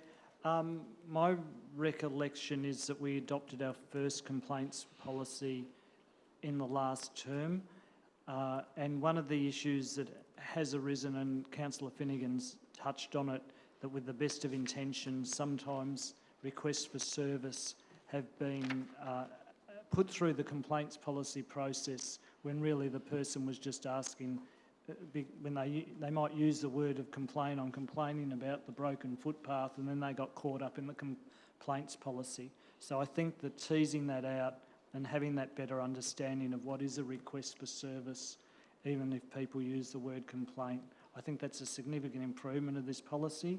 And if we adopt this today, that'll be 3 significant governance policies that we have put in place, and I think that's a credit to the council officers who have helped with these policies, to the community who have commented on some, and no submissions were received on this particular one, and setting the strong foundations for the next term. Thank you, Councillor Hart. Any other councillor wish to speak? No other councillor wishes to speak. Councillors, I'll put it to a vote. All those in favour? Against? Carried 7-0. Thank you, councillors. We now move on to item 9.12, and it's the award of contract 2304 cleaning services. The purpose of this report is to award contract 2304 for the provision of cleaning services related to council buildings and facilities. Councillors, before I ask for a motion, do any councillors have questions of officers? Councillor Finnegan. Thank you. And just before I ask the question, I will foreshadow that I do have an alternate motion ready to go at that time. But my first question to officers is, why is it that after the tender submission period for the cleaning contract closed and after budget submissions have been heard on the draft budget, did council officers request an extra $175,000 for cleaning services in the budget? Yep, thanks, Councillor. Happy to do that one. So the draft budget was framed on an assumption around the likely cleaning budget that would be required. Whilst we weren't through the full tender evaluation process and ready to make a recommendation, council officers had already anticipated that there would be a need to increase the budget to reflect what the market is seeking for the service, the cleaning service that we are requesting. And so with that knowledge that already we knew that our budget had been set too low in the draft, we sought that adjustment to be made and let councils know at the time that it was for cleaning, really to prepare the adopted budget to better reflect what the contract was likely to require. That was made before we did any assessment around individual tenderers. It was more looking at the suite of submissions that had been received. You follow-up question, Councillor Finnegan. Thank you very much for that answer there, CEO. My question is, how far above the original budget was the amount tendered by the officer's preferred tenderer, I should say, for this contract? The 2000 and, sorry, was? Prior to the extra $175,000. Yep, okay, so the budget prior to adjustment was, I did the calculation before. Oh, it's not a phone number, I need a calculator. Sorry, I'm just not thinking clear enough to do it in my head.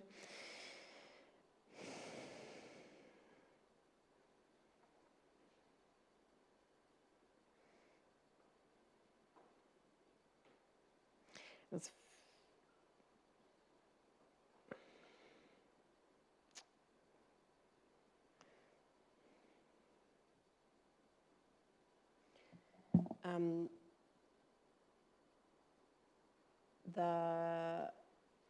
the recommended tendered amount there is $290,000 more than the budget had been set at.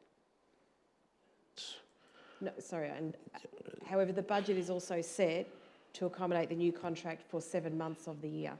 So your question, the answer to your question is 293, but it's not an apples and apples comparison. Yep. And the final follow-up question I had was that out of the tenders we received, were any of them below, did any of them fall within the original budgeted amount pre the extra $175,000? Yeah, I would prefer to discuss details of submissions in a more confidential forum. I'm happy to move to take this meeting into a confidential session. Councillors do have that information, just to be... Yeah. We have got that information accessible. So we're not going to... You can move to confidential if council resolves to move to confidential, and I'll read the information. Move that if you've got anyone to second it. I mean, there's... Councillor Finnegan? Well, I was going to say... we have got the information that you... Yeah, and no, so my question was... and sorry, my question now is, it sort of does relate to, and I would like some governance advice perhaps, does relate to perhaps matters I intend to go into later in the debate process perhaps. So it might be wise to perhaps... I'm not sure what advice you're seeking. Advice on whether or not what I'm planning on saying is able to be provided to the open world, I guess. Councillor, I'm not able to, I guess, anticipate what you're about to say. Well, you will probably have to reflect on what you intend to try and discuss and whether it's more appropriate to do it in a closed session. Well, yeah, it's regarding differences in tender amounts and the like. Would that be, without mentioning tenderers specifically, only referring to them as they are? Through you, in the Mayor, document. the material in relation to those responses from the market has been attached as a confidential document, so it wouldn't be appropriate to speak about those openly here. If you wanted to do so, we would need to close in accordance with the Local Government Act and have that discussion in a confidential session. On that basis, I would like to move that we move into a confidential session so we can discuss this, and hopefully if the information is able to be released at a later date through resolution of council or via the CEO's delegation, I'd like to do that. Through you, Chair. Look, he's in the moving motion or not, not So are you commentary. moving, just about to clarify that, Councillor Arnott, so are you moving a motion to move to a closed session? Yes. So, councillors, could I just suggest, given the logistics of moving into a closed session in this venue, and we do have a closed session scheduled for later in the evening, councillors might wish to consider just doing the one closure once at the end and then coming out and making the last decision later. I'm happy with that. Would that require just a deferral of this item until then? Or will it require a motion to reorder the agenda? Mayor, I'm happy to move a procedural motion that we put this item to the last item on the open agenda, and then that will leave the opportunity to move in camera at that time if that's what the view of the council is. So that we move this item to the last item of the open agenda and move on to the next item. Thank you. Do we need a seconder for that? A second for that. Thank you, Councillor Arnott. All those in favour?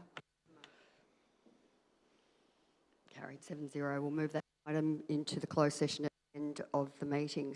In that case, we'll move on to item 9.13, and that's the award contract 2425, provision of internal audit services. We've got a conflict. Yes, I have a conflict with this item, a general conflict, as I held a position at Findex for many years and maintained friendships with current employees. I did leave employment 2 years ago, but it could be a perceived conflict. Thanks, Councillor Hanson. I hope you don't freeze out there. They're cold there. Yeah, I know. And yeah, I will remind councillors, we do want to try and get through this in 4 hours, so be mindful of keeping focused on the business at hand and limit questions and keep it tight. So we'll move on to one. Thanks, Councillor Hanson. No one needs to know that. So the purpose is the report to provide Council the outcome of the Internal Audit Services tender process and to approve the appointment of Tenderer 3 as the provider of the internal audit services from 5th of August 2024 to the 4th of August 2027, with the possibility of 2 one-year extensions at the discretion of Council. Councillors, do I have any questions of officers before I ask for a motion? No questions. Councillors, the officers have provided a recommendation for our report. Does any councillor wish to move a motion? Councillor Arnott. I wish to move a motion consistent with the officer's recommendation, please. Thank you, Councillor Arnott. Seconded, Councillor Potter. Is it to be opposed? Councillor Arnott. Thank you, Mayor White. I think it's important for the committee to understand that this has been through quite a considerable process to get to here.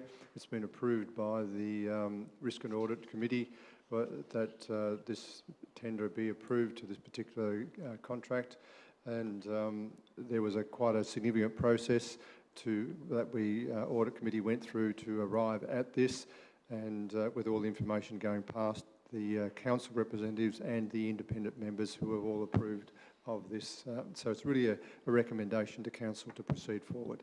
Thank you. Thanks, Councillor Arnott. Councillor Potter? No, thank you, Mayor. No. Any other councillor wish to speak? Councillor Hart? Thanks, Mayor. Just to add to Councillor Arnott's comments, essentially what's happening here is council regularly does various internal audits on different aspects of council's service to look to see that things are whether there's room for some improvements and suggest some improvements in relation to different matters, and it can be a whole range of things, virtually anything from tendering, asset valuations, I mean, you name it, it could be something that's subjected to an audit. Security of technology could be one, and given recent things last Friday, that might be an interesting subject. So this is what this is all about. I support the comments by Councillor Arnott. I'm just trying to add some extra details so that it's known what exactly we're doing here. Thank you, Councillor Hart. Any other councillor? Councillor Arnott. Sorry, Mayor White, I just wanted to add to that and thank Councillor Hart for putting some context behind it, because I'd failed to do that. Thank you. Okay, thank you. I'll put Councillor Zoll now, put it to the vote. All those in favour? Carried 6-0. Thank you, councillors. Nice and succinct. We're now moving on to 9.14. Oh, Ian. Ian's gone to get it. Thank you. Don't leave that.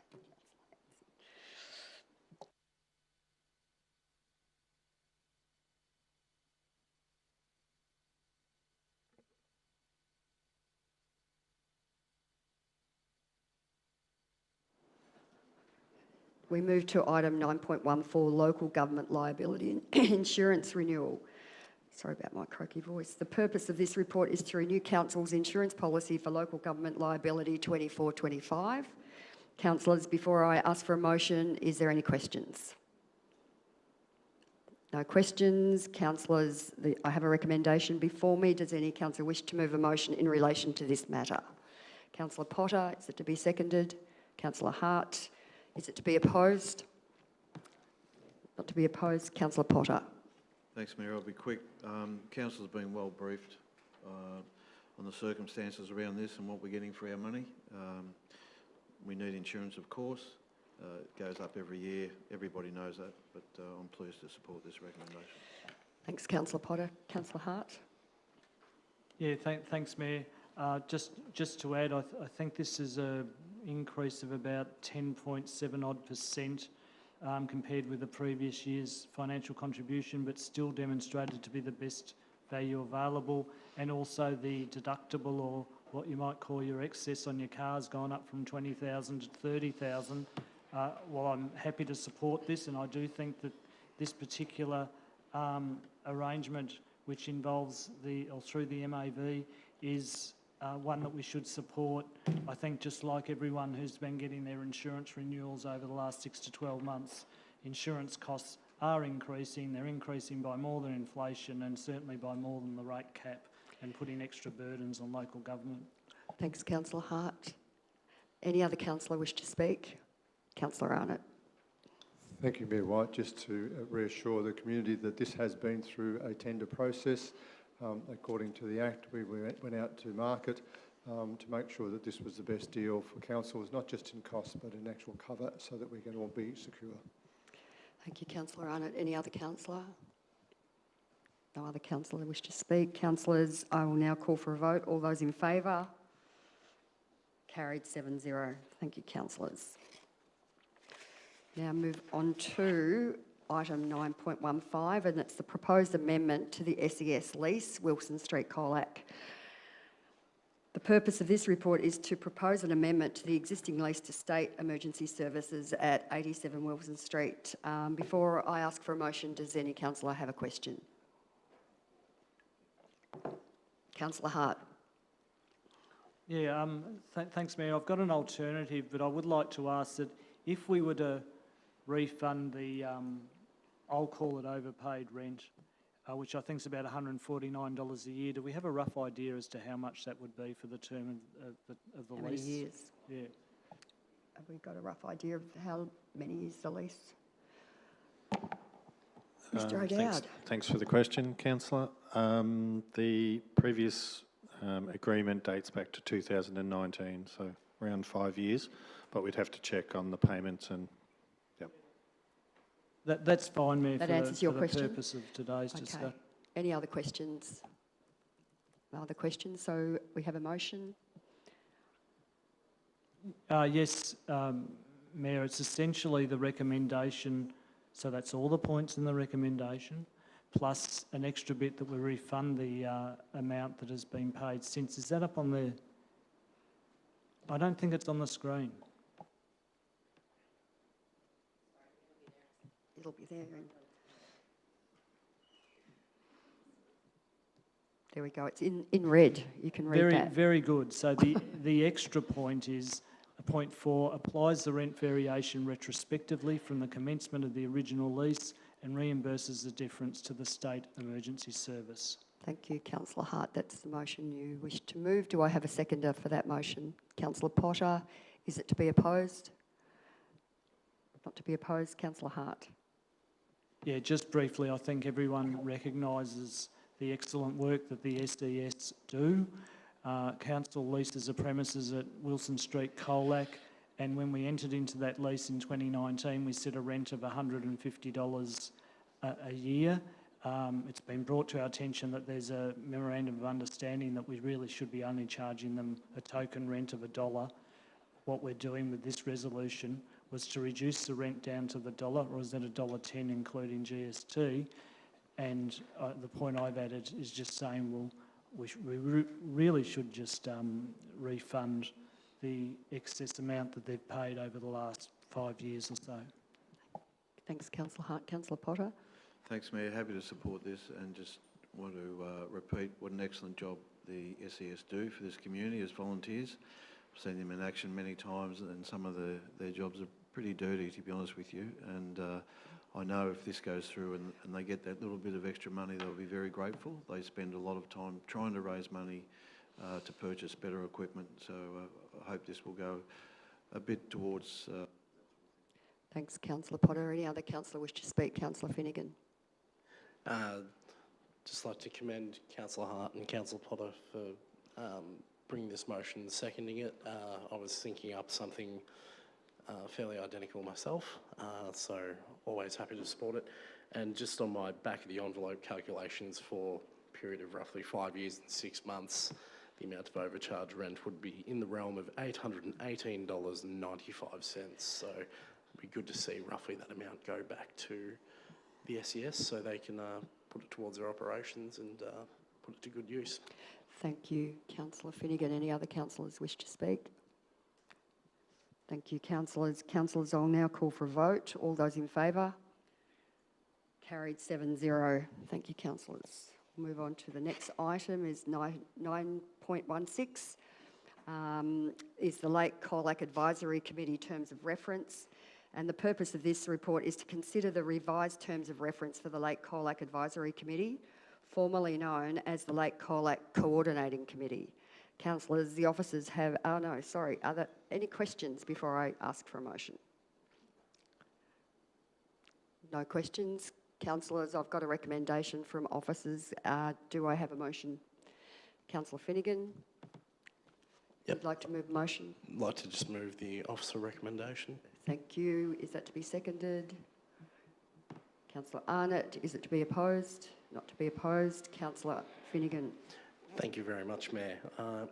As one of the councillors who's a representative on the committee as it currently stands, I'm glad to see the updated terms of reference come to us to consideration and be passed.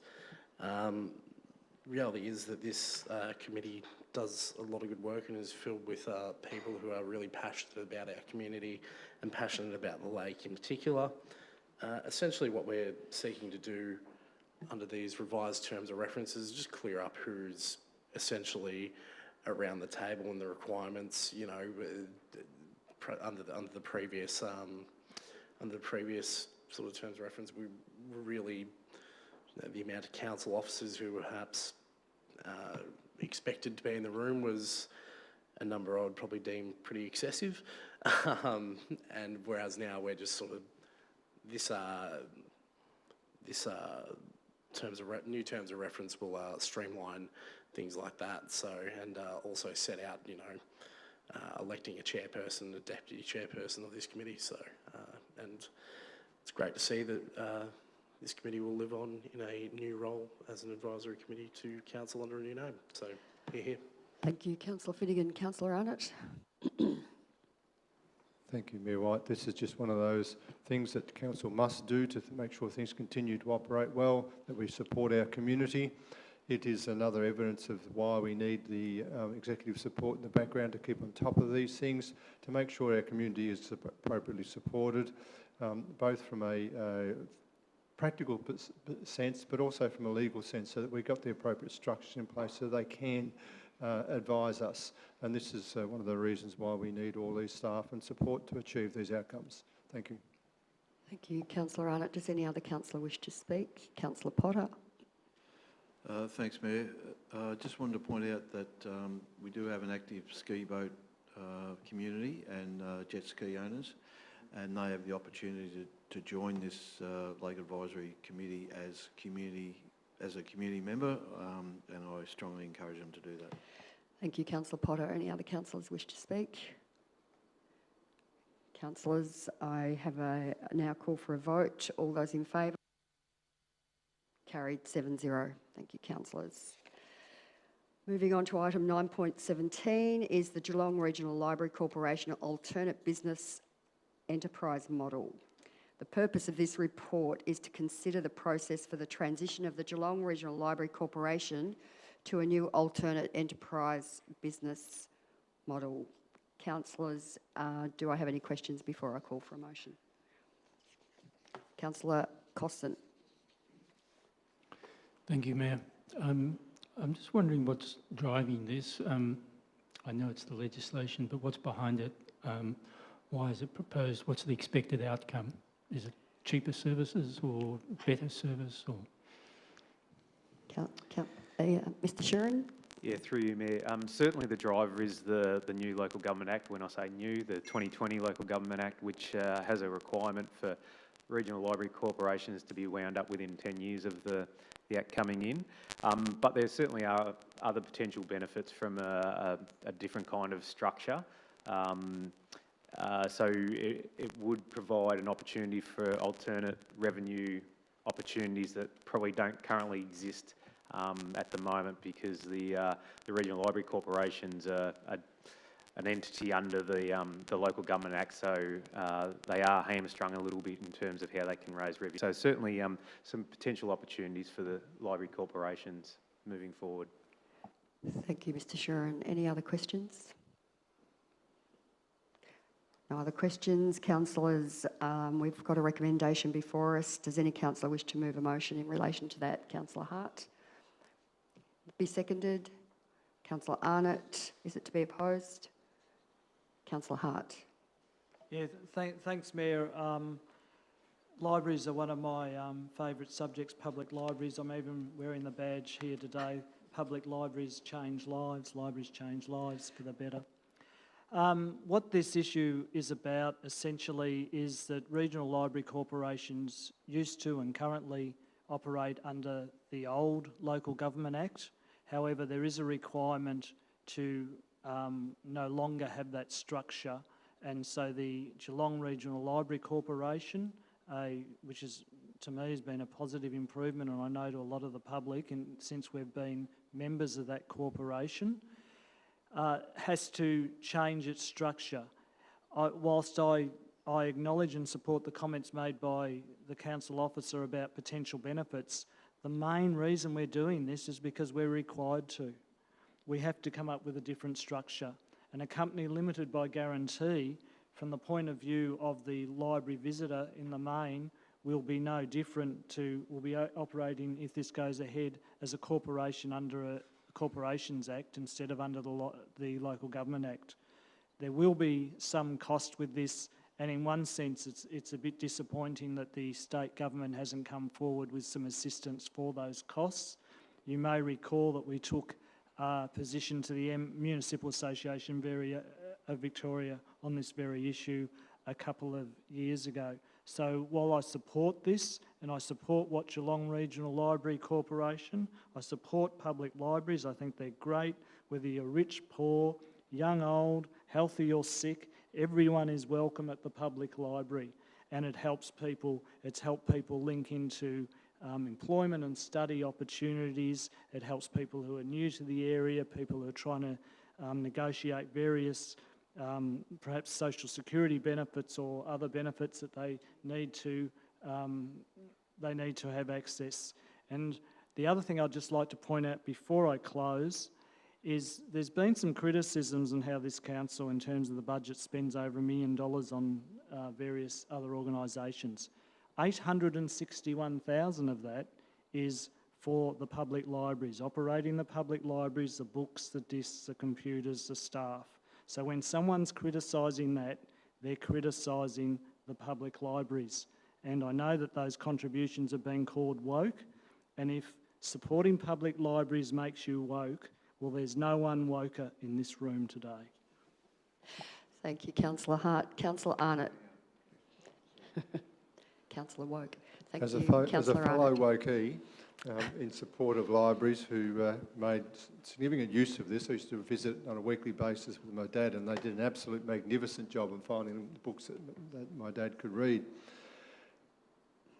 But putting that aside, there is legislation that's driving this change, but there's also other things. It's community needs and community expectations of what libraries can and cannot do, what they actually deliver and the way their services look like. And some of the old structures didn't allow them to actually deliver some of those things. So this gives a bit more flexibility for them. And there's simple things that are coming through. They're moving through this a single common library card. So it doesn't matter what library you're a member of. You'll go to another one and you'll be able to present your card and you'll be a member of that library also. So this is part of what's needed to make libraries continue to be relevant today. It's because there's a lot of people who are online members of libraries, but they never actually step into a library.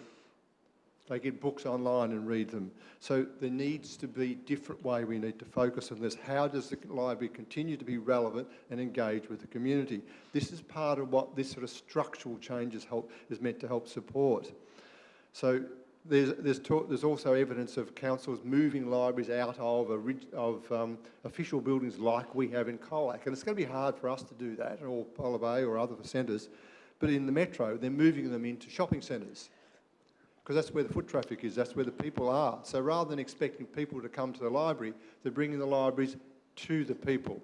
So that's becoming far more successful. So this is just an example of the change that's occurring, that has occurred within our community. Libraries starting to try to come to grips with that in a structural way, and now they're going to have to come to grips with that in a deliverance of their services. And I know it'll be a challenge, but the change will continue.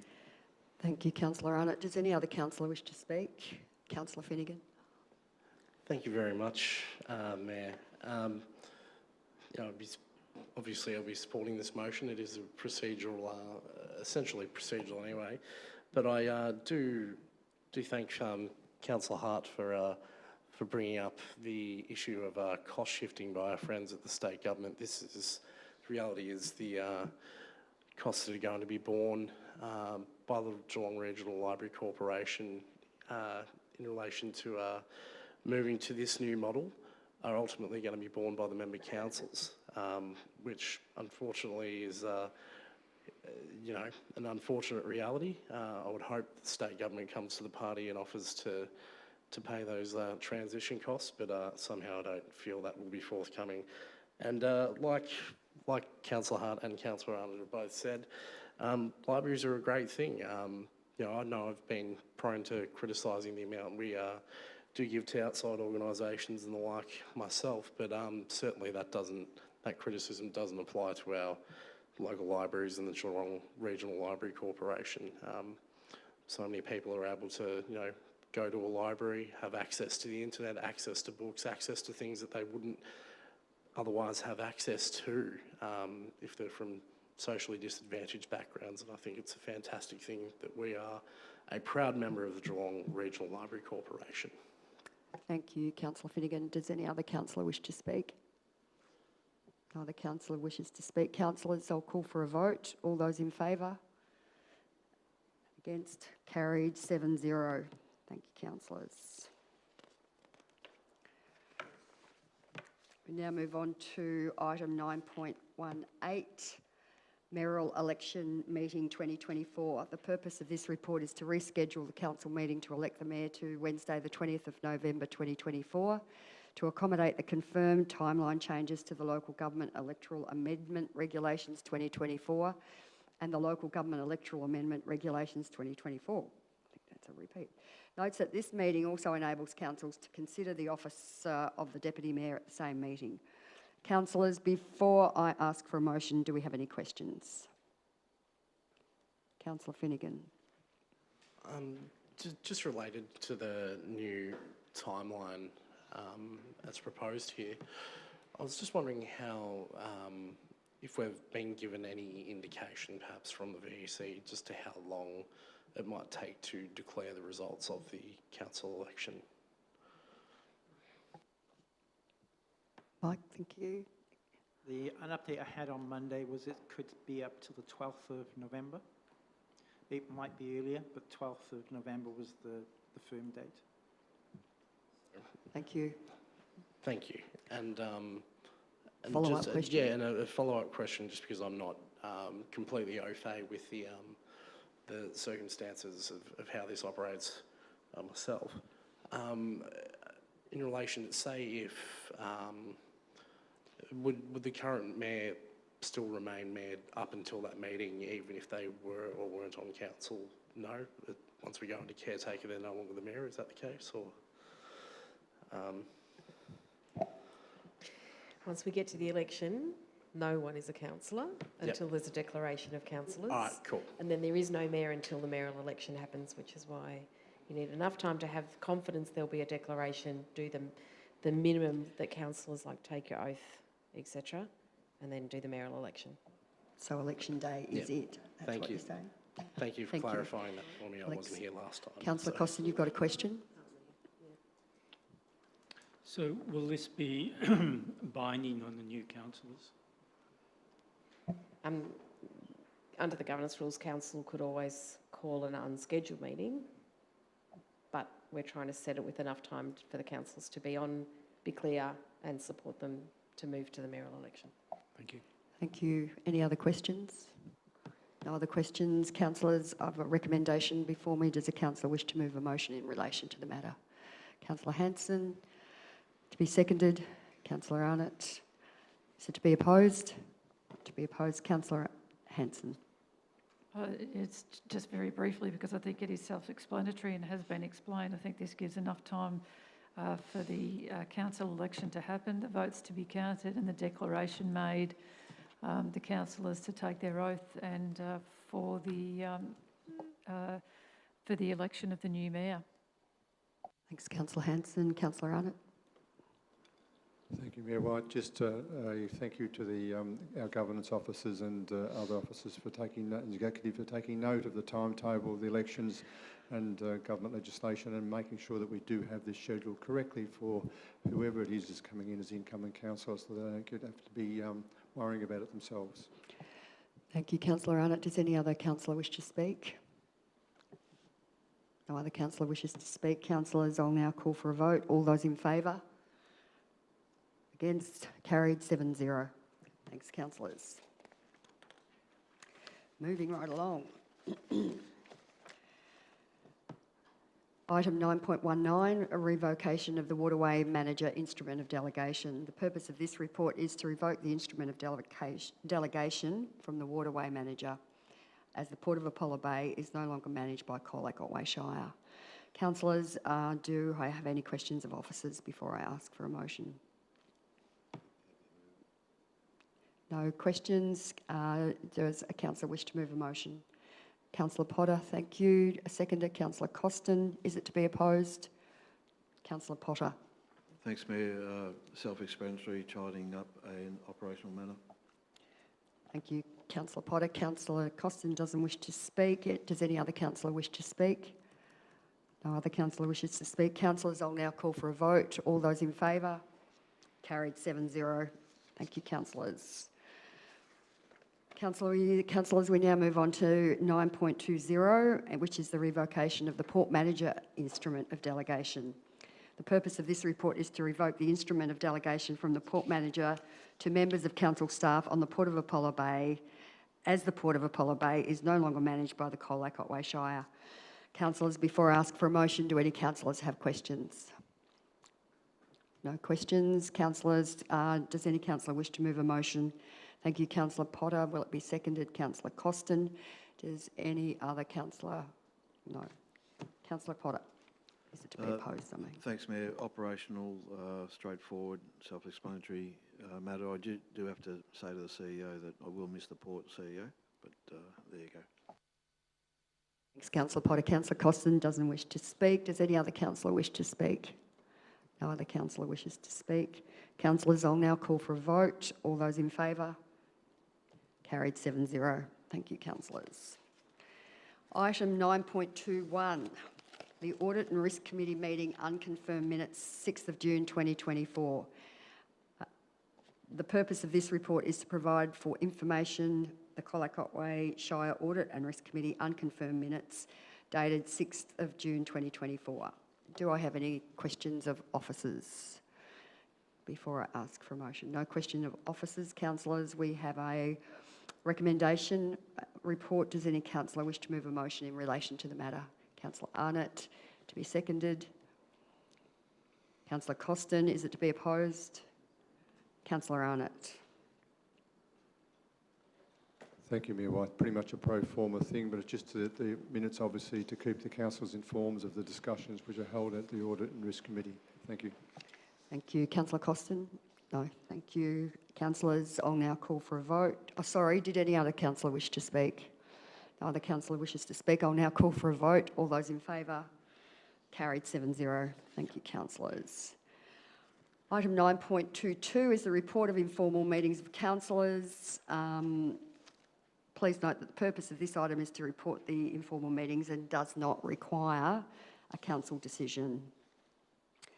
Item 9.23 is the rate revenue by geographic area, 2023-24 and 24-25.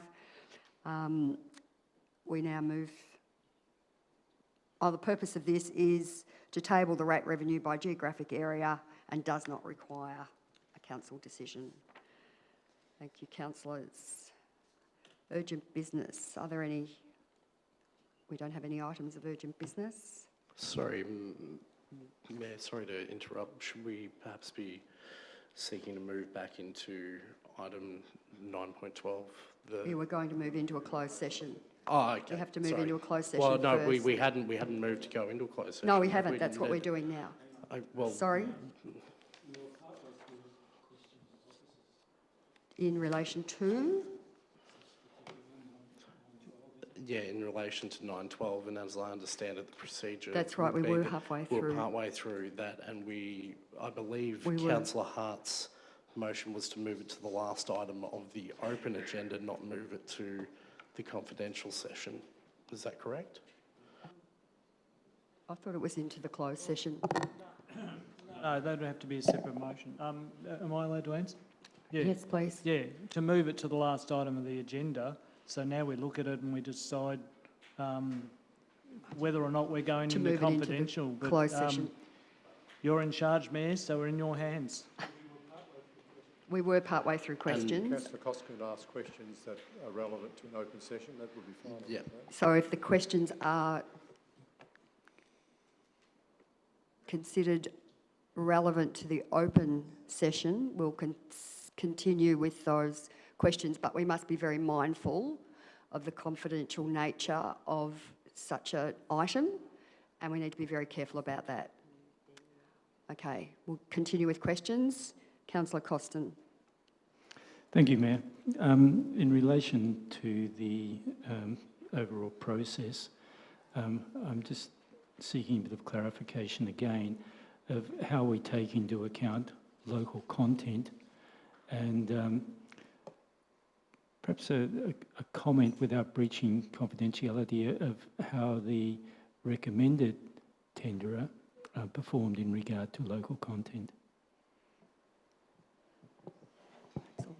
So I'm happy to address the first part in open because it's agnostic of submissions. So the first part, there is a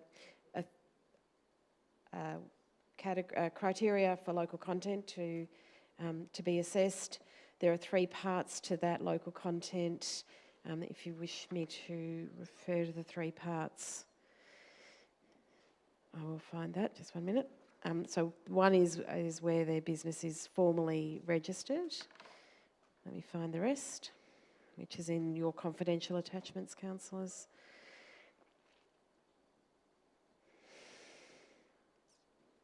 And this is consistent with what we have just seen in the procurement policy that council has adopted as well. So it's good to share this, and then you'll know how all of the tenders will be assessed. Let me find it. Sorry, Mr. Duthie was here to help answer this, but could only stay to where it was in the open. 3 parts to local contribution that make up the 10% of the overall criteria. The first part is where the registered main office is located, and is that within the Colac Otway Shire. And then we do also consider if it's not the main office, but there is a secondary office or a site office or depot, we also take that into account. So the maximum percentage that's allocated to that is 2%. There's a local contribution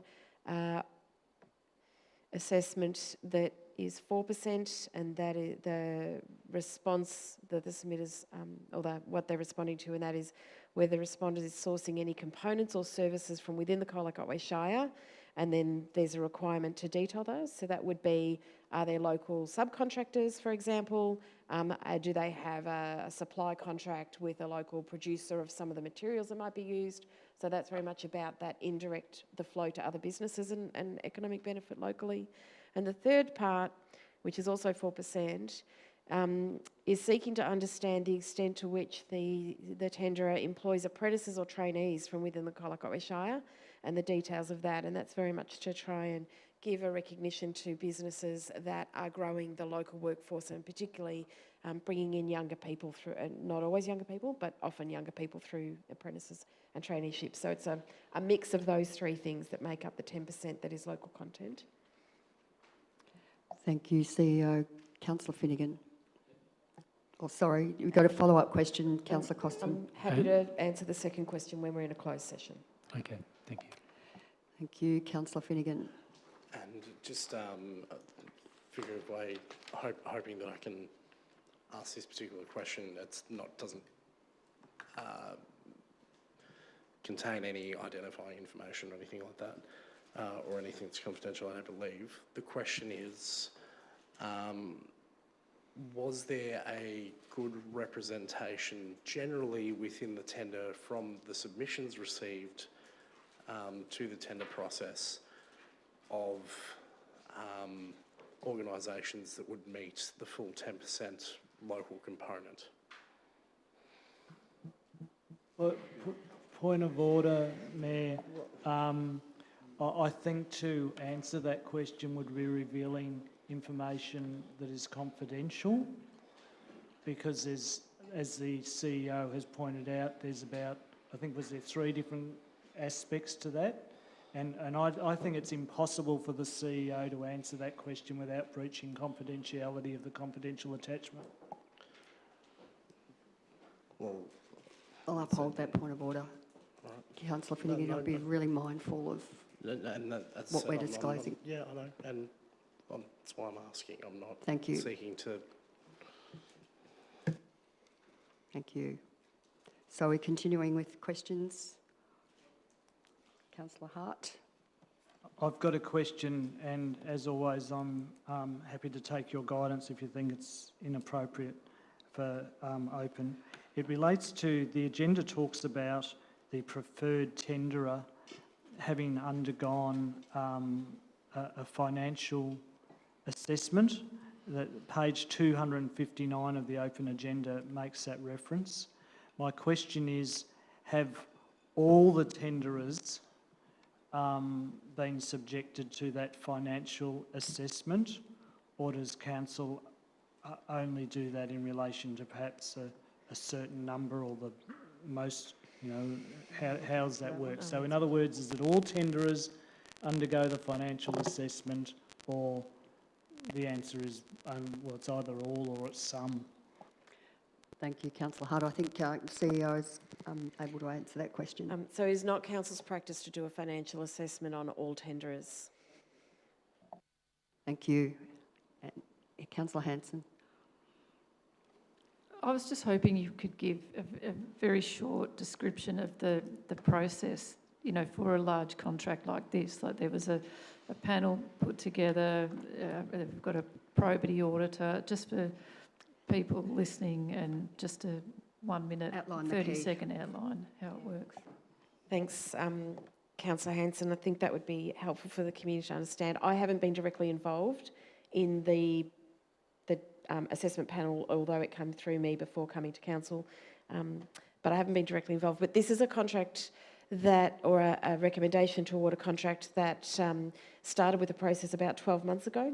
Our councillors are very, very interested in making sure that you're across the service level, the scope of service being delivered, etc. So we had a number of briefings with councillors to talk about the service that needed to be procured to deliver the quality and the level of service to our community that you felt was appropriate. We talked about how to structure the offer, the invitation for tenders to open opportunities, perhaps for some suppliers to maybe even just service the southern part of our shire and the northern part.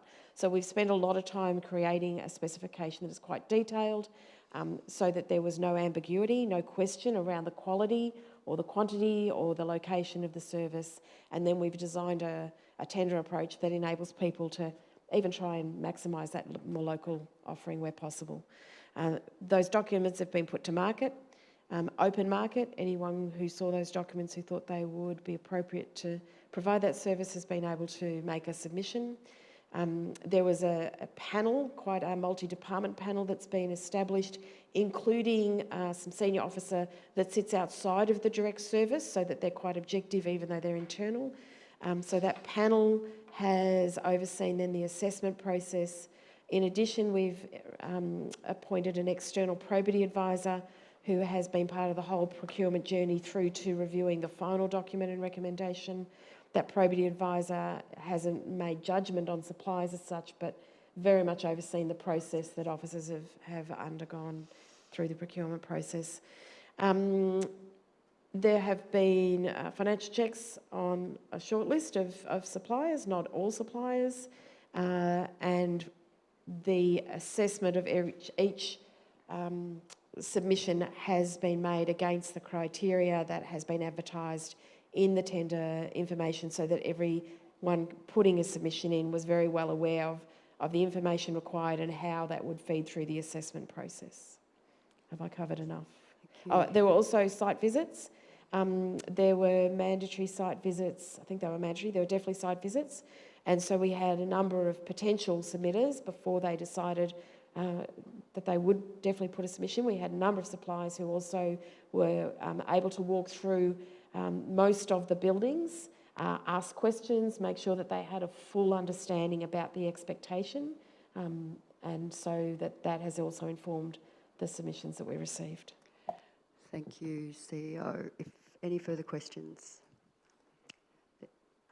Councillor Potter. Sorry, Mayor, I don't have a question. I don't interrupt if there are any other questions, but I just want to point out the time.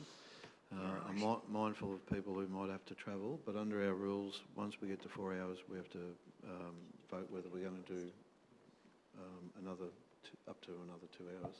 I just wanted to bring that to your attention. Yeah, once we get to 8 o'clock, we'll have to do that. I'd suggest we do it before we move to close, before 8 o'clock and before we move to closed. Okay. We'll do it now. So we're at that point where we need a motion to continue because we're about to reach the 4-hour mark. Councillor Finnegan, you'll move. Yep, I'll move a motion to continue past the 4-hour mark. Be seconded. Councillor Hart, is it to be opposed? All those in favour? Carried 7-0. So we've got the ability to keep moving now according to our governance rules. Are we back to questions in relation to this item? If we've not got any more questions, have we got a motion in relation to this item? Councillor Finnegan. I'd like to move a motion to take this item into a confidential into the closed session. Into the closed session, yes, sorry. So Councillor Finnegan's moving that we take this into a closed session. Do I have a seconder for that?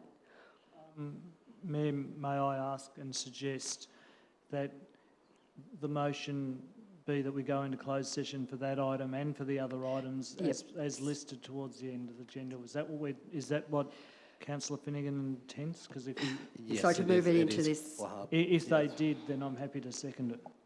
so would you like to restate that? And thanks, Councillor Finnegan. Yes, Councillor Hart, that is correct. So you're moving, Yes, sorry, I'm moving that we, sorry, this is freaking out on me. Yeah, so pursuant to the provisions of Section 66 Local Government Act 2020, meeting must be closed to the public and council move to closed session to deal with the items that are up on the screen now. Yeah. I need to read them out. Do I need to read them out? Councillor Costin? The way this is being framed at the moment denies the right of the councillor to oppose going into closed session for the item on the tender, 912. But by combining it with the others, you don't get the opportunity to say, let's go into closed session with 5.1, 5.2, and let's separately consider whether we go into closed session 9.12.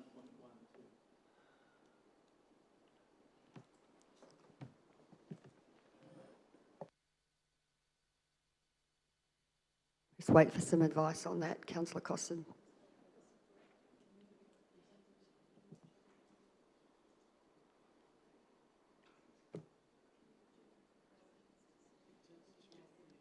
Okay. Well, we might adjourn for 5 minutes while we sort this out so we can be clear about what we're dealing with, because I think it's something we haven't really had in front of us before. So we'll adjourn for 5 minutes and figure out how we want to progress.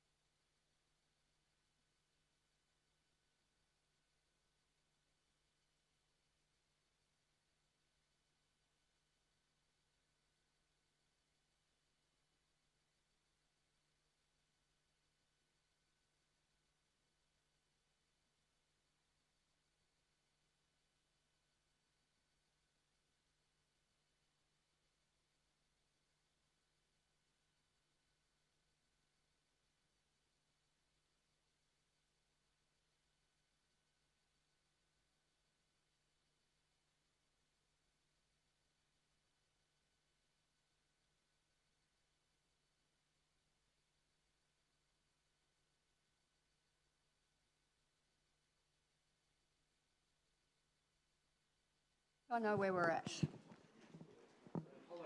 So we come back from our adjournment and take up where we left off. I just want to state where I think we're at, so we know. I just want to be clear that everyone understands where we're at. So we've got Councillor Finnegan moving. Can I finish first and then you can confirm for me? So my understanding is that Councillor Finnegan is moving that item 9.12 goes into closed session with the other items. And we need a seconder for that. Councillor Hart will second that. Is it to be opposed? Oh, Councillor Costin, come and sit down. Are we back online yet? Yep, okay, sorry. Okay, so we've got Councillor Finnegan. Councillor Finnegan has moved that. Councillor Hart has seconded. Is it to be opposed? Councillor Costin. Councillor Finnegan, do you wish to... Can we clarify this? We're voting on separate parts.